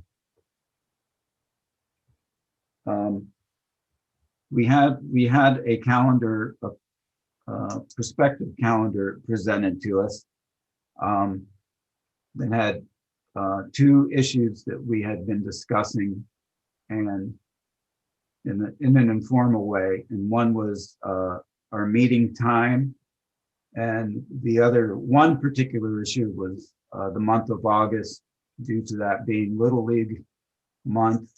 Traditionally, the workload is lower then, and we have gotten by in August with 1 meeting in the past, and there were 2 scheduled just as a matter of course. So in my mind, we need to remedy those 2, and whatever other issues we get into, of course, when we go back to live meetings, all the time is somewhat a function of where we're at with the COVID-19 pandemic. But we have that under our control to an extent. So in any case, let's begin. I think first of all, the time, if we could talk about that at first. There's been suggestions. We've been meeting at 6:30 to keep it at 6:30, but can we do that when we go live? We need to prepare for that as well.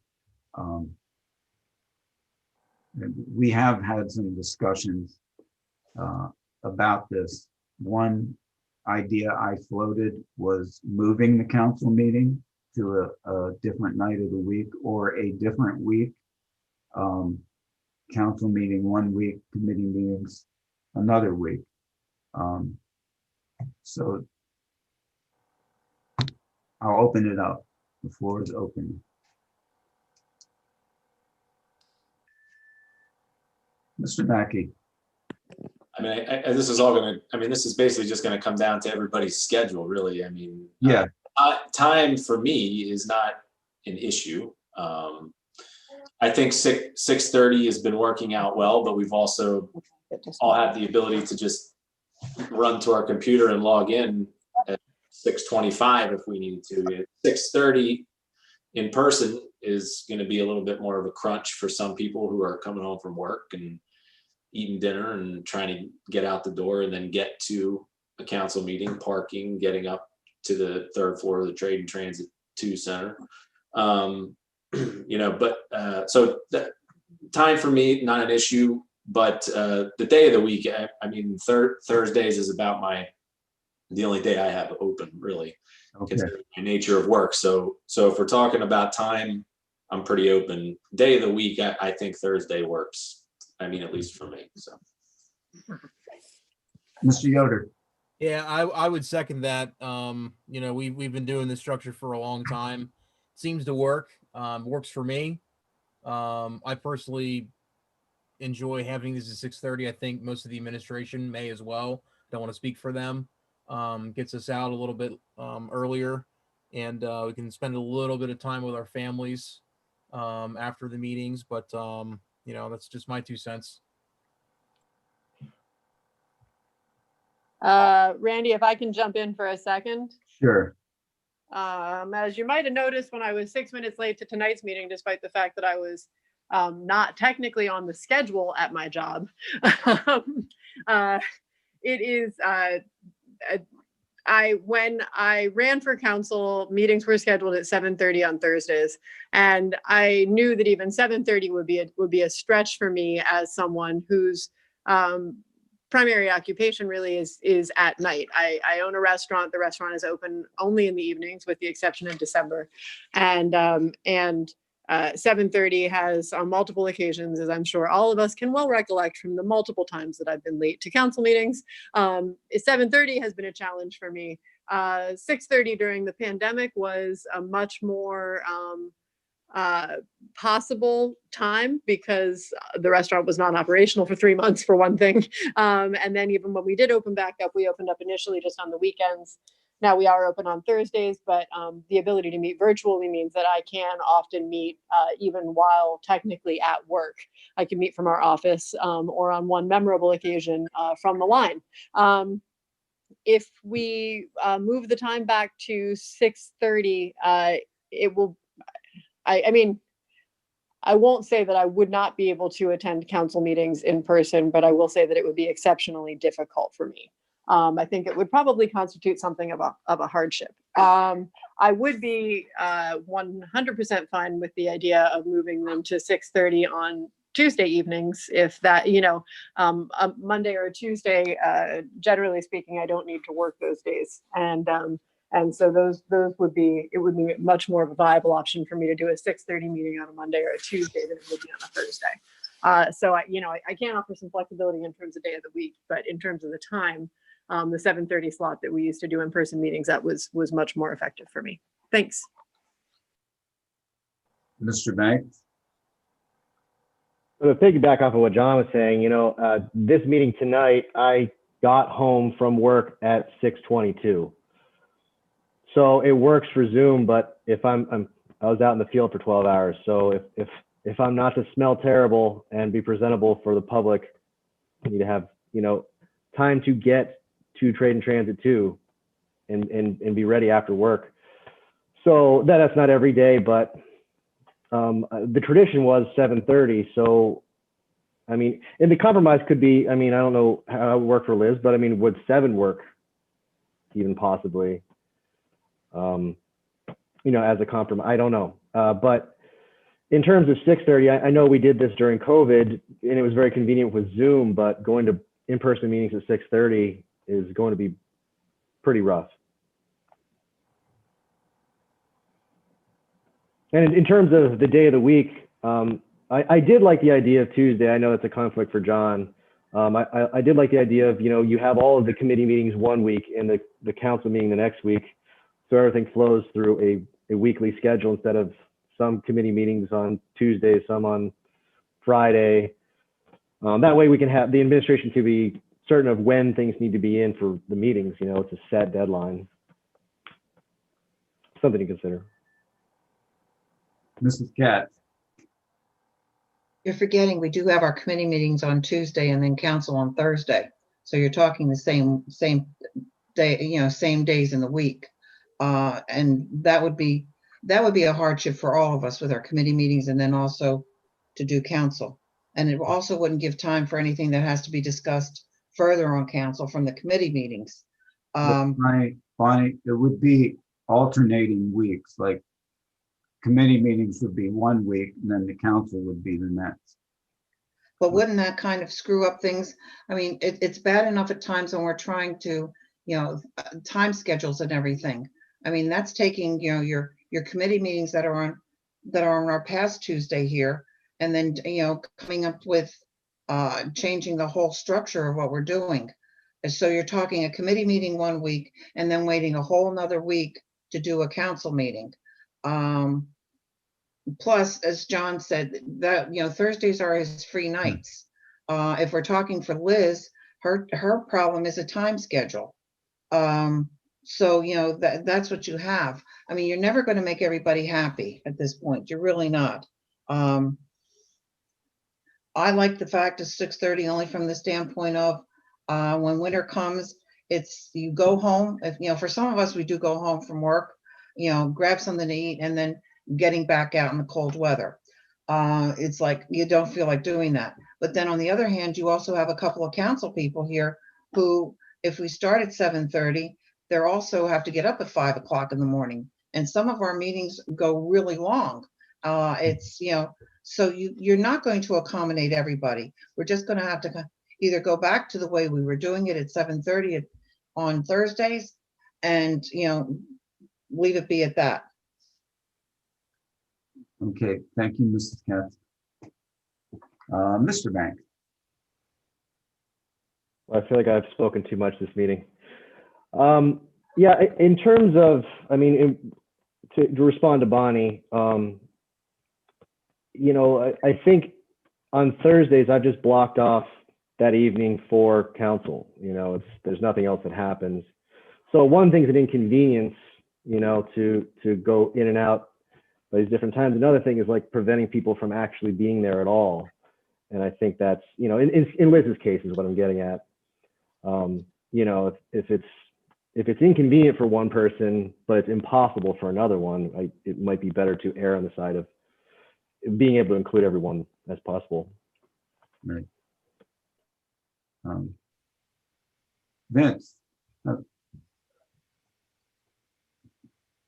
All right. Yeah, I pretty much haven't said a word all night, so I'll take this time to ask some questions. Go ahead. Unfortunately, during this coronavirus time, we have all been able to figure out just exactly what we're able to accomplish from our homes now with technology.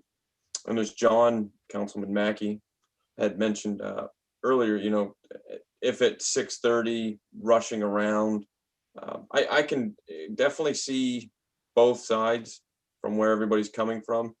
I personally am up and in the office by 6:30 in the morning, every morning. So late night council meetings, they make it hard the next morning for me. I kind of prefer them being earlier.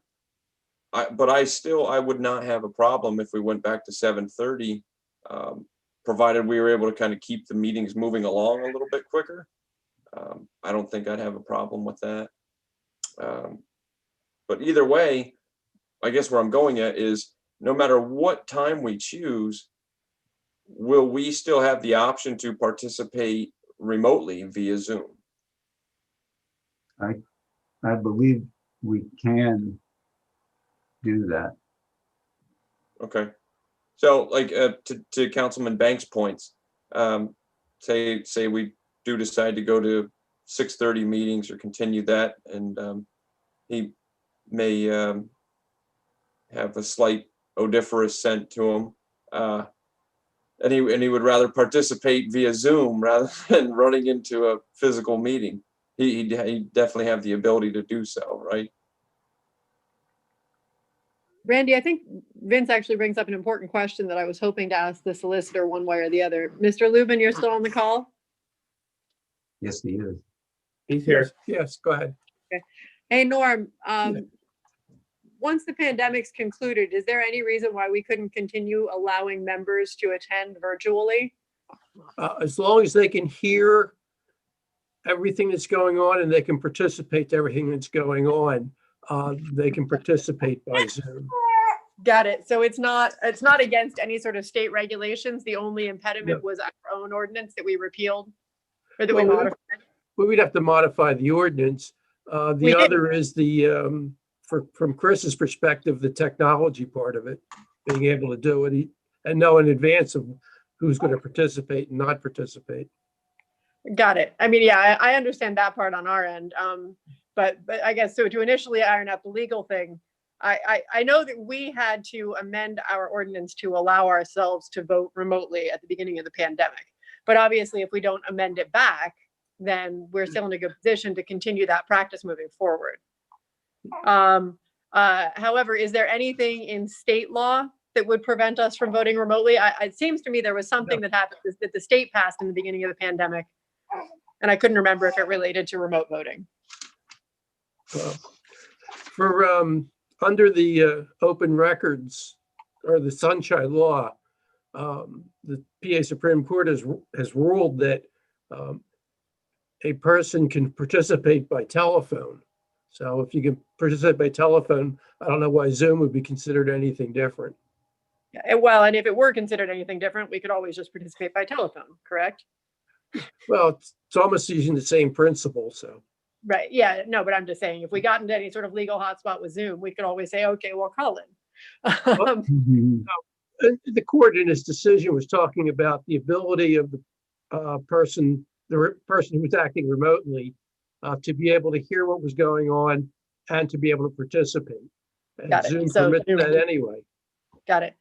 So then secondary question, and Vince, I am really sorry because I just stole the floor straight out from under you. So I'm going to apologize now while I'm remembering that.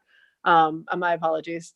Chris, would it present undue hardship for you to manage both a virtual meeting and an in-person meeting? No. Nice simple answer, Chris. Excellent. Of course, I prefer that we picked one way or the other, but we can do either. Okay.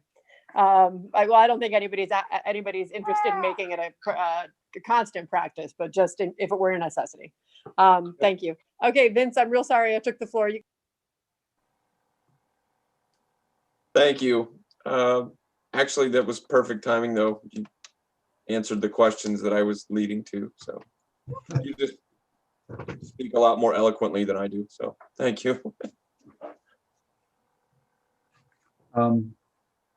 I share I understand the early morning because I did that for well, my first 10 years on council. When I was working, I was up at least by 5, sometimes earlier, and late nights. I know the strain that puts on an individual. I think it sounds like Thursday is the night, and we can leave that. I think we could start at 7:30. I did make a suggestion that we've gotten used to having executive sessions on week off nights, been able to schedule those, and that's worked well. And if we have a regular meeting without an executive session, even if it goes a little long, it still gets us out usually at a decent time. It's those killers when we're walking out the door at 11 because we had an hour or more of an executive session as icing on the cake. And there are things that we can do to make the meeting go faster.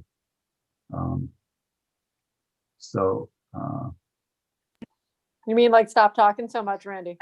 Well, not so much, but we could have an agreement that we're not going to, if you have a similar opinion to someone else, it's okay to just let that go without comment and backing it up. I think most of the times, if we're more cognizant of those, it's kind of like self-policing, and I can start pushing for the vote at a certain point, and I'm on a board outside of council, the step board, where there's that kind of activity and keeps it moving pretty good. Mr. Yoder. A little bit off the subject, but if we're concerned about length of council meetings, something we could do is amend our ordinances to limit the amount of time of debate. That might provide us a little bit more structure. And if we would get into a item of either heavy importance or, for example, the land development that we had tonight, we could write something in there where we could vote to suspend that by whatever vote or something. So it's something to consider as well to help us, regardless of when and what time, keep these things moving for ourselves and for, more importantly, the general public. Yeah, and I think that would help. I think the items where we do have long debates seem to be significant items, though, and we do tend to go through the regular items fairly quickly. Randy, that's what committee meetings are for, to hash things out and get more or less all of the questions that you could possibly answer and ask, and then bring it to council. And then it's up to the chair to condense where things are and to get it done as, accurate as possible, but as also as quickly as possible. But that's where we hash out things as committee meetings. That is the stated purpose of the committee, yes, to do the yeoman's work, and then other council members and we can do a better job maybe of disseminating that information to everybody, and also being in contact with administration with questions that we have. We could set up mechanisms. I think there's been a lot of good ideas expressed here about how we can do it faster. So I think everybody's in favor of that. I don't think we have to even take a vote on that. So let's get down to the business of, I think it's pretty clear we'll leave it at Thursday, because that is a night that we all make it. And then the time, we are going to need a hybrid regardless, I think, for a while, even if we have some budget work sessions live. I think that's going to be a mix, obviously. You know, we can't predict the future. So, you know, I do agree with what Dave said. A hardship is one thing, but excluding anyone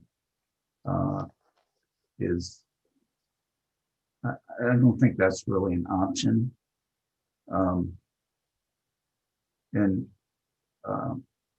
Someone or Dave suggested 7. What would that look like for you, Liz?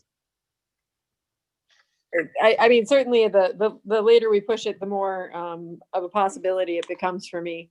So, I mean, 7 works better than 6:30, 7:30 works better than that. But, you know, I'm happy to try to compromise on 7. And if I'm late, just don't make fun of me while I'm not around, guys. But yeah, I mean, I apologize. It's just, you know, I mean, obviously it's my livelihood. And so it's in my best interest to be present when we're open and when we're busy. So as you know, as much time and energy as I'm willing to put into city matters, and believe me, I'm willing to put as much time and energy into them as I can. I would prefer not to take work time any more than necessary.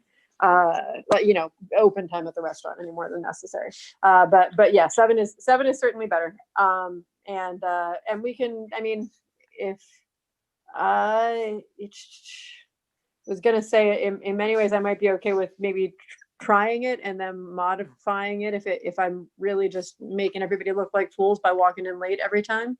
But you know, I think we'll have to give it a try for a year and see what happens. And 2 happens in the next election. There's that too. So, yeah. I think we can work on all of that, and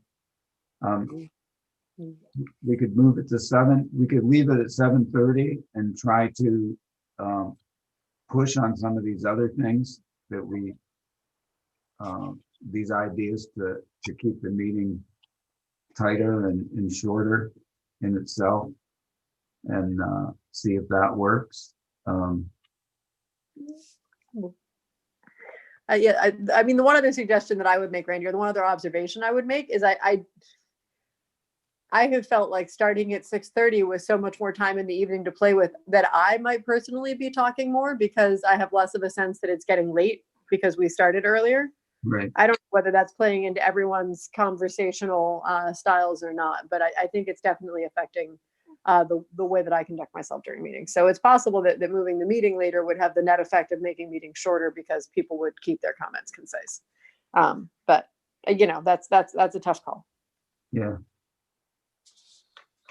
Well, in that case, we could move it to 8:30 and it'd be over in half an hour. And I'd be on time like 95% of the time. Anyway, we've had a lot of discussion on this. I say we should just pick something and settle on it. Okay. So, we're carrying on like we said we don't want to carry on. Exactly. Yeah. Well, let's make a decision and make it right at this point. This is quicker than taking 2 days or 4 days through emails to do it. Exactly. That was, yeah. And we have full participation all at once. We'll be voting on the actual calendar, but what's the consensus on time? Just I will say Thursday at 7. Let's try it. Sounds good. Sounds good. Okay. Dear Lord, we're going to agree. Thank you. Thank you, everybody. Yeah. And then August, do you want 1 or 2 meetings? Personally, I think 1's plenty in August. You know, I would agree. Second week of the month. Agreed. Hopefully Little League and MLB and everything's going full bore by that time next year, and it gives us plenty of time to to participate in those activities. So Mrs. Frank will be adjusting the calendar to one meeting in August, probably, second week. So we're just going to be on August 5th then? And take out August 26th? Definitely take out August 26th. We could have it the 6th or the 3rd. We can pick either. But we don't want to throw out the committee meetings. Or Randy, you could take, just add August 12th and take both 5th and 26th out. So you'd have a middle. No, yeah, we're 26 is definitely gone. It's whether we want the 6th or the 13th, right? I think it's the 5th. Or Oh, 5th, okay. Any preference from the rest? Doesn't make any difference to me. Yeah. Let's give let's go with the 13th. That'll give the administration, there won't be such a large gap between meetings then. Got it. But so it's 3 weeks and 3 weeks, Randy? Is that what's going on? Yeah, that kind of spaces it out. Okay, so it's every 2 weeks, but then we have a pause there where we have a meeting 3 weeks in and then another meeting 3 weeks later. Yes, Liz, it's 3 weeks from July 22nd to August 12th. Right. And then 3 weeks from August 12th to the beginning of September when our next meeting would fall. Correct? So in terms of scheduling committee meetings, we will need to bear that in mind. Yes. But I guess some of the off committee meetings like economic revitalization can continue to be advertised bi-weekly. And if we don't meet in those weeks, that's also fine. But to just, yeah, bear it in mind. Okay, thanks. Okay, good. Okay, we put that to rest for the evening and the year, hopefully. So Randy, I have a question. So should I advertise 6:30 Zoom and then /7 o'clock resume when we resume trade and transit too? We advertise before we vote on anything? Well, No, I'll set the resolution out to say that, and then I'll advertise at the end of the year. Cool, gotcha. yeah, Randy, can I make another suggestion? yes, absolutely. Is there any reason why we would have January 4th for a reorganizational meeting when we're only there for like 10 minutes? Could we not put this all together with the first meeting? That on the was 7th? taken out, Bonnie. That was taken out. The new It one. wa- Oh, it was? I The didn't new see one- that. Yeah, the new one adjusted that. Okay, I didn't see that. Oh, okay, I thought it was being kind of cool here.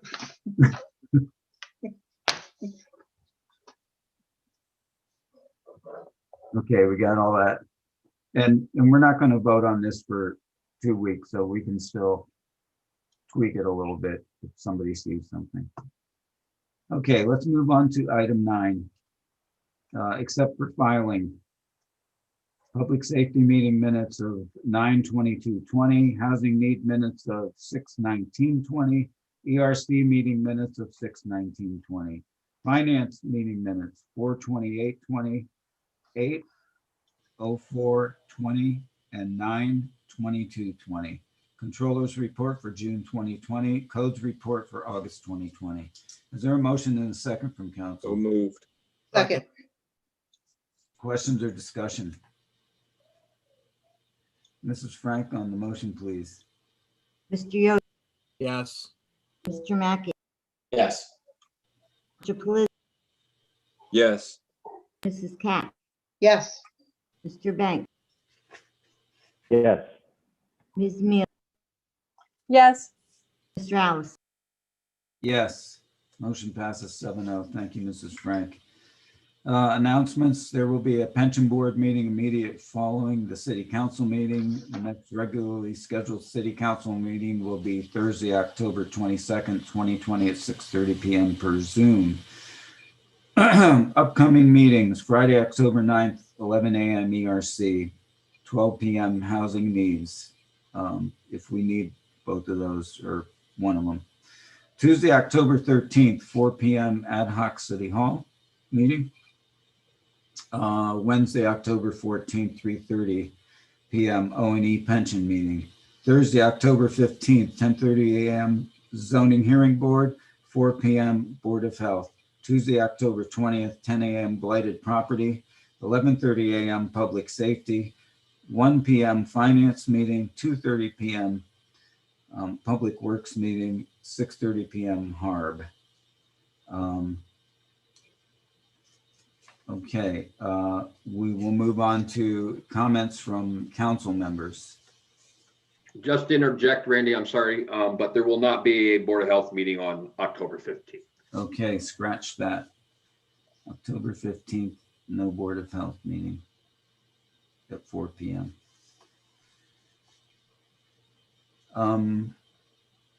Mr. Banks. I think Bonnie had me beat, but oh, I'm sorry. Go ahead, Bonnie. Go ahead, Bonnie. Well, okay, thank you. I'm just going to, what I want to bring up, Randy, this was something that was discussed with you and I about John Markley. Yes. And the Gold Star Family's Memorial Monument that he's working on. Actually, Bonnie, Chris Cooley has a picture to put up that John had sent. Right. He wants everybody to be aware of this. And I didn't, yeah, that's right. He did say you send it over to Chris. Yes. Oh, nice. So this is going to be the new Gold Star Family's monument that's going to be constructed at the Veterans Memorial Park. This is for families of service men and women who died in the line of duty.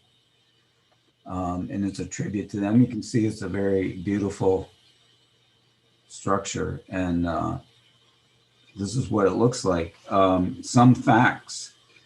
Nationally, there are 62 of these already in existence, but there are 73 in the process right now, one of which is ours. But this one at our Memorial Park would be only the second one in Pennsylvania. There's one in Philadelphia, and we would be number 2. There's going to be a lot more information about this coming, and the Gold Star Group will take the lead in this and announce. This is a wonderful tribute to those who have given the ultimate sacrifice, that we can all enjoy the freedom that we do. And it's doesn't have a dollar of city government money into it, although it's worthy of it. But the volunteer effort for this has been amazing, the whole park, and they have great plans. John is a very dedicated and enthusiastic individual who his heart is in this memorial park. And we just wanted to kind of give a sneak peek tonight, a first glimpse at, there's a plaque in the front that reads this very eloquent tribute to those who have lost loved ones and honoring them. So another great thing coming to Lycoming County Veterans Memorial Park, the city of Williamsport, and we thank the board of the Memorial Park for doing all this work and making a magnificent place that they're going to make sure is second to none anywhere. Mr. Banks. Well, I'll try to segue from that. In terms of civic duty, so there's a Supreme Court case right now where the census is trying to be ended. But as of right now, the census enumerators are still going door to door. So if there's anybody out there listening you can still fill out your census. Please fill out your census. So that's my Hail Mary for the census and trying to keep our urbanized area an urbanized area. Well, yes, yeah. I mean, the focus is on voting right now, and that absolutely is very important. But getting counted in the census is a vote as well. You're voting on distribution of federal money and grants and everything, and you're voting for your community and your area. So that's why it's so important. I see Mr. Mimi is shaking his head. He knows how important this is. It certainly is, isn't it, Mr. Mimi?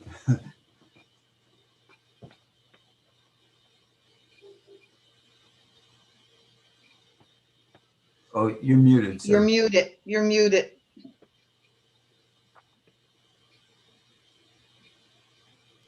I keep on telling everybody, this is the saying for everybody. Yes. Yes, the completion of the census, getting accurate counts, everything coming from the federal government is based on numbers, and the more numbers that we can demonstrate that reside within the city of Williamsport, the larger percentage of funds we would be able to acquire. So the census is ultimately extremely important to this whole process. Well said, sir. Thank you. Any other comments from council? I see none. So Mr. Nar had something to share tonight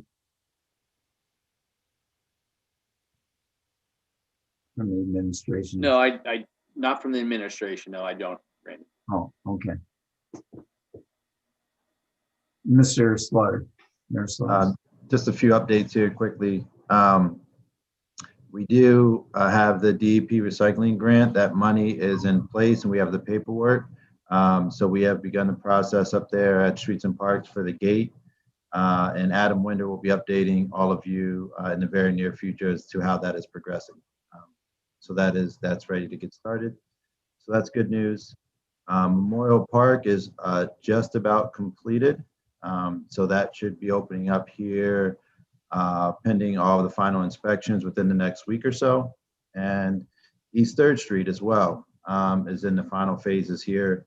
And East 3rd Street should be opening up in the very near future as well.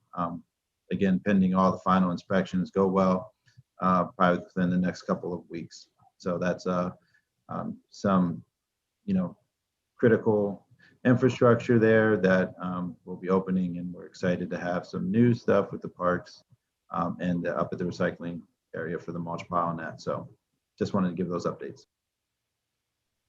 Thank you, Mr. Slaughter. Mr. Mackey. Sorry, real quick. I was trying to find the email. Mayor Slaughter, could you remind everybody when leaf collection begins? Yes, I can. Give me 1 second. October 26th. Okay, that's what I thought. I didn't want to see it. There's the and we will post that as well here on the city social media so that everybody's aware for everyone to share.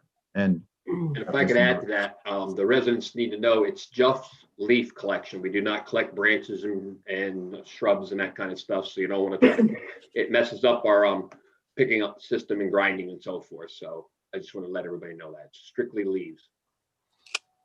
Mr. Yoder. Joe, to piggyback on that, what's the city's response whenever we run into city residents that lay out more than leaves?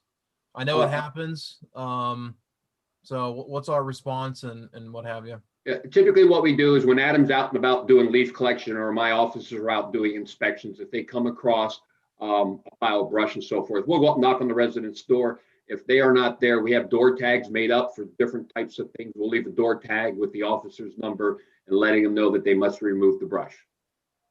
What if they don't? Then we have a couple options. We can cite them for that. We could remove it and then bill them for the work we do and cite them. Those are really our two options. Gotcha. So as we're going into leaf collection, I would just ask everybody in the city, let's work together as much as we can. It's a great service, but you know, when we don't all work together, it costs the city money. It creates more work for us where we could be spending it doing other stuff to improve the community. So a kind ask, let's just work together and keep it to leaves. Yeah, typically we try to stay away, Mr. Yoder, from the citation portion of it. If we knock on a door or we make contact with someone, usually it's removed. I know up around the area where you're located and myself, there were several brushes out here earlier, about 3 or 4 spots. We contacted all the owners and they got rid of them within a couple days. Perfect. And Mr. Girardi, you want those leaves on the curb, not in the street, correct? No, typically they'll put them out in the street. Okay, it's easier for Okay. our guys to pick them up and so forth. Yes. And we don't want them in bags. We just want the leaves out. Don't want them in bags, okay. But I think it behooves, we haven't had a lot of rain, but we don't want a lot of leaves out there. If Right. there's gonna be storms coming and they're gonna clog the storm drains and all of that. Right. Yeah, the only problem with putting them out there and not in the street, it takes, then our guys have to take the effort to go every pile and pull them out into the street for the machine to collect them. It's easier if they're out there right away, but I do understand what you're saying. We don't want them going down over top of catch basins in a downpour. Now all of a sudden we're flooding streets because our catch basins aren't open. If I can just jump in real quick. Yes, sir. Just as an added benefit with the leaf collection, just to touch on that, with the recycling grant, we did apply for money for another leaf machine, drivable one-man operation. That was approved in that grant opportunity as well. So the next meeting, I will be bringing forward in front of council a resolution to make that purchase. And once the council approves that, it'll take roughly 1 month to get that machine in. Then we will actually have 3 leaf machines to run at one time, which will make a huge difference to the point Mr. Allison was making. Naturally, we can cover a lot more ground with a one-man machine versus the walk-behind towable machines. So having 3 machines out will make a huge difference. Great. Good work, Mr. Hinder. Okay, Mr. Mackey. Sorry, just one more thing. I apologize. Just to update everyone on the Accessibility Commission. We started scheduling some interviews, for lack of a better term. And if there's any other citizen of Williamsport, resident of Williamsport that is interested in serving on that committee, those interviews will be taking place October 20th. That's a Tuesday, and you have a choice of either 11:30, 1, or 2:30 p.m. to meet with either the Public Safety, Finance, Public Works. And again, these aren't really interviews; these are just, tell us why you're interested, get to know you type situations. So just to keep the public updated on where we're at with that. Thank you. Thank you for your good work there, Mr. Mackey. Any other comments from the administration? I'll give you one more, Mr. Allison. I'm sorry. I would just, I guess, would appreciate any member of council that make their way by Memorial Park. Just to bounce off of what Mr. Mackey was saying there with his statement, made me think of it. The new playground at Memorial Park is a little bit larger than the previous one. It is all-inclusive. It does have features that touch upon every, I want to make sure I use the right phrases here, I apologize. Every aspect of any disability out there, from autism to the rubberized surface for wheelchair accessibility. We did work very hard on picking the right equipment to hopefully make it more appeasing to everyone. Thank you, Mr. Winder. Good job. Any other comments from the administration? I hear none. We'll go to comments from the public. Mr. Lubin, do you have any tonight? No. Okay, great. I'll get to work on a few of these letters here to close this subject out. This is from Jen Parks. As a resident and business owner within 1 mile of the proposed location for this Dollar General, I do not want to see yet another dollar store in Williamsport or the surrounding area. How many does Williamsport really need, especially in our current economic situation? It is a great disservice to our community to top off the East 3rd Street Old City Gateway project with a dollar store at the top of Franklin Street. Small businesses in this area contribute to our local economy as well as community building will no doubt be harmed by putting corporate profits above the value of our locally owned establishments we are so fortunate to have. In addition to the ramifications to our local economy, there's simply not enough space to support the necessary parking and deliveries, nor can the area sustain increased traffic congestion as a result. I ask that City Council put the residents and locally owned businesses first and deny the proposal for the Dollar General at 305 Washington Boulevard to protect our neighborhood from large corporations pushing out these local businesses and reducing our property values. Thank you. There's that one. This is from Sarah Updegraff. I just wanted to throw in my voice to the dissent of the building of the Dollar General on Washington Boulevard. I believe it would be bad for our community and for small businesses in the area. I would love to see that site creatively used for a park or a small local business instead of a mega store filled with cheaply made imported products. Thanks so much for your attention to this matter. Aubrey Fornwall. I'm disappointed to hear the plans to push another big box store into our city limits. There are already several which operate within the city. This will negatively impact the existing traffic, local shops from the college on Washington Boulevard. It will also diminish property values. I'd like to see more incentives for small businesses with local ties to add to the community. Another store that sells cheap foreign-made goods doesn't add to our community's culture. I implore a reconsideration of a yes vote on a plan of approval for this Dollar General. Alex Boyce, a Dollar General is not wanted, needed, or beneficial to our local community. There's always a Family Dollar off of Park Street. The impact of the Dollar General on the local economy would go one of two ways. The large corporation makes negative impact on other local businesses, putting them out of business, decreasing the net tax revenue in total sum. Local businesses thrive despite the Dollar General. The Dollar General closes the store, people lose jobs, estimated tax revenue is impacted negatively. There's no win to either scenario. The only win is to not allow a Dollar General to be built within city limits. George Ness, I'm writing to express my opposition to allowing a Dollar General to put a store at 305 Washington Boulevard. I respectfully ask that my opinion be read as part of limited. Well, we couldn't do that. But as a resident of the East End community for over 30 years, I have several reasons for opposing such a move. I feel the community would be much better served by allowing a small independent business to occupy that space, not a corporate franchise. In the current economic climate of our country, small businesses are endangered while big corporations continue to thrive as profits flow to a few wealthy CEOs rather than local small business owners. There's no need for a Dollar General at this location as there are a number of small businesses within few blocks that provide whatever a Dollar General store would offer. An additional concern, particularly for the homes and neighboring businesses, the negative impact of large semi-trucks delivering to a store with limited large truck access. Much has been written and documented about the negative impact that such dollar stores have in the neighborhood communities in which they are situated. It's my hope that council consider the concerns of the people living in this neighborhood and oppose Dollar General and look more favorably on a different small business to occupy that site.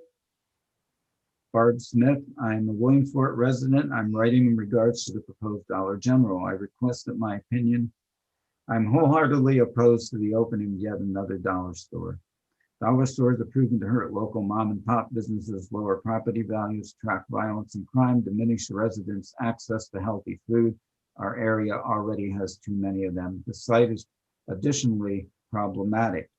That area cannot handle any more traffic complications. It's already near impossible nearly impossible to find parking. There are many locally owned small businesses in this neighborhood that will be hurt by this development, and those businesses already provide so that there is no community need for a Dollar General.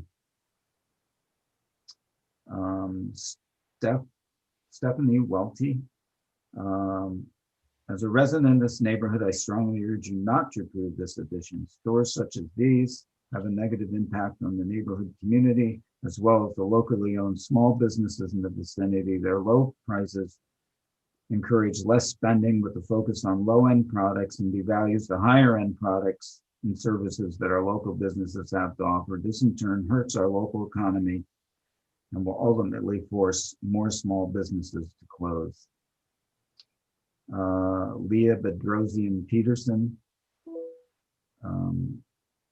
I do not support the proposal to build a Dollar General on Washington Boulevard. As a professor at Lycoming College, I have deep concerns about how the Dollar General will negatively impact the area by halting economic growth, which would result in the loss of a safe environment for the local community, including our college students. Statistically, Dollar Generals create greater food deserts, increase poverty rates, and eradicate family-owned businesses that support our community. With so many other Dollar Generals and discount stores in Williamsport, why would the city of Williamsport support another form of this corporation?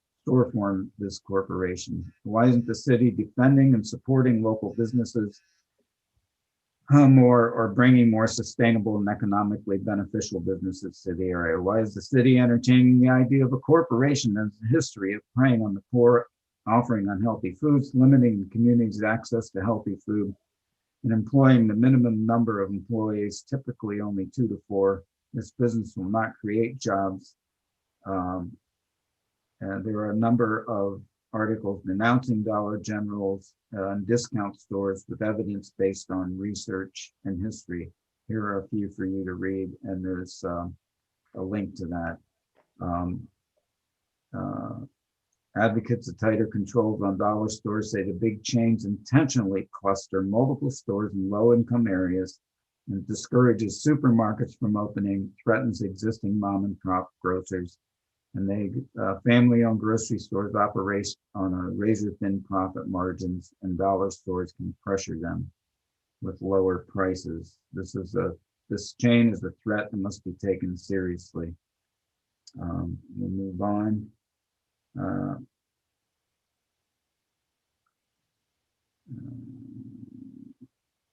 think this is yeah, that's just a repeat of the last one. If anybody wants, I think you all have that if you want that article.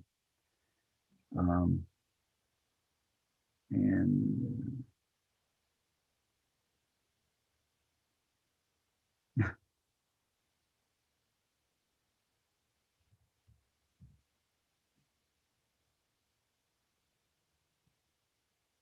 this one's not loading, so. Ingrid Kallenberger, I'm writing to state my anger and disapproval about the proposed variance for 305 Washington Boulevard without community input. I was aware that the variance was voted against, and now that the proposal has been changed to suit requirements that will be approved by the city council. What value is it to the city and the people of East End to have the variance approved? At a time when the small businesses of the city of Williamsport are at risk of closing, the city chooses big businesses. We have seen what has happened to big business in rural PA. They walk out the door, leaving behind unemployment and blight.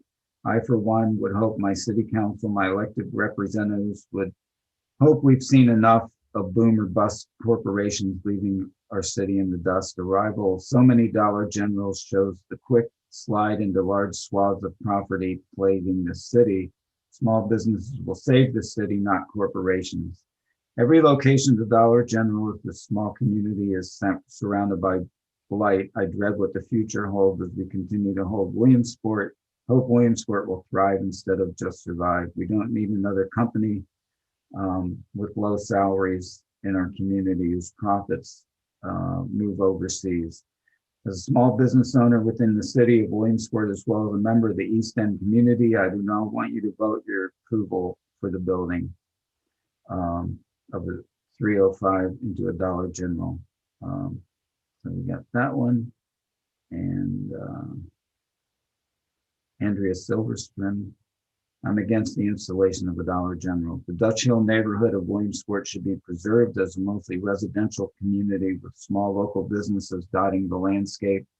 Chain retail store would scar the neighborhood visually and atmospherically. A great deal of money and time has been spent on new entrants like Lycoming College to place a cheap and unnecessary chain retail store at the top of the new throughway would be counterproductive to the new layout, and it would financially disrupt the existing small local businesses. And it's already difficult to park in the access to Sawhorse Cafe, Tony's Deli, and others on Washington Boulevard.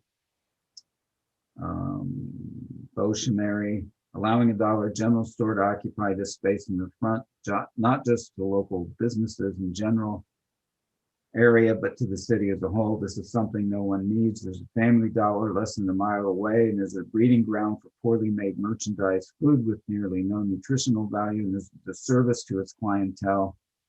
Dollar General will be no different. I've lived my entire life in this city and seen too many of these sad corporate dispensaries dropped in our neighborhoods. There's absolutely no need for this on a block that already has become a blight due to an underutilized building. This city would be better served using this space as a public parking lot to aid the surrounding businesses and church, and could generate some revenue for the city. City Council, you did the right thing by denying this business previously. We actually didn't, but I think that goes to the misunderstanding of the process. Kathy Harmon just says, I'm opposing this ordinance to allow a Dollar General. As a city resident and small business owner, I'm tired of big box stores getting the brakes on taxes, variances, and the central status. Give the small business owner a break. Thank you for your time. And Martha Townsend Nest, please relay to the City Council at tonight's meeting my opposition to the proposed Dollar General store on Washington Boulevard. Consider putting this store into this neighborhood as potentially dangerous as well as unfair to all the residents and business owners in this area, all of whom expressed their opposition at the meeting held in the summer. I was not aware there was a meeting held in the summer. Safety issues, parking concerns, traffic disruptions, and potential damage to small alleys by large delivery trucks are some of the concerns raised by the plan to put in an unneeded store at this location. Property values will decline as well. Please reconsider this proposal and turn it down. And let me see here.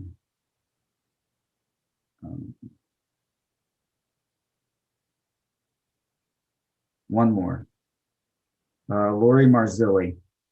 I'd like to express my concerns on the proposed Dollar General. I feel this is an unnecessary step backwards for our city at a time when we should be extra diligent in our attentions when it comes to our local economy and growth.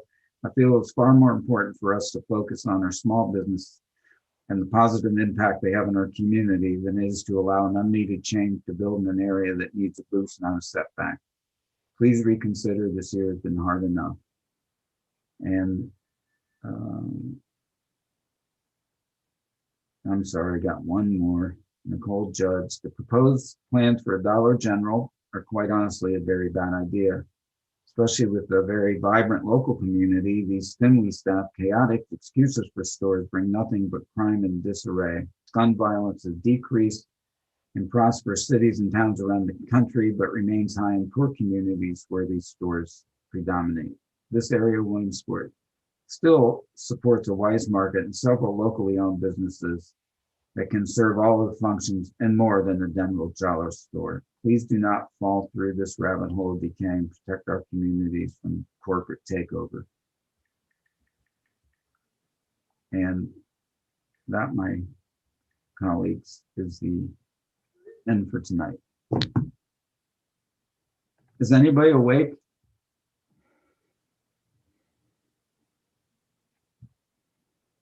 Barely. I'll entertain a motion. What? I'll entertain a motion to adjourn. So moved. Second. Second. All in favor? Aye. Aye. We are adjourned. Let us know when we're offline, please, Mr. Cooley. I'll just keep it live for the pension board meeting. Oh, And we then have a pension board meeting. Yes, I'm sorry. Randy, did Norm have anything to say? No, he didn't. No, Okay. there were no comments. Okay. Pension board meeting. Let's call to order the police pension board meeting of October 8th, and we're roughly 9:15. And what's our first item? Let me get that up here.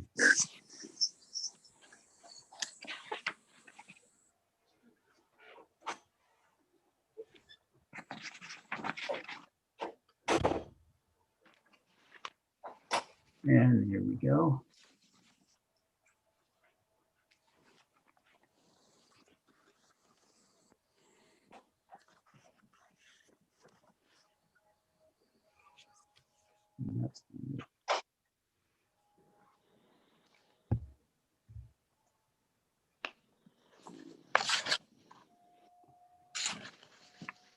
Item 1, approval of the minutes dated 7/23/20.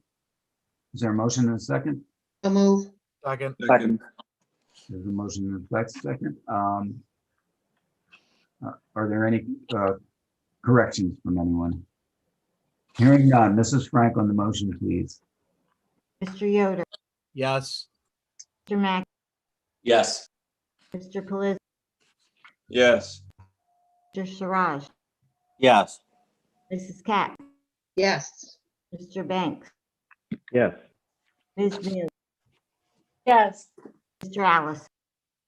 Yes, motion passes 8-0. Thank you, Mrs. Frank. Item 2, return of pension contribution. Eric Durr. Is there a motion and a second? So moved. Second. Second. We have a motion and a second there.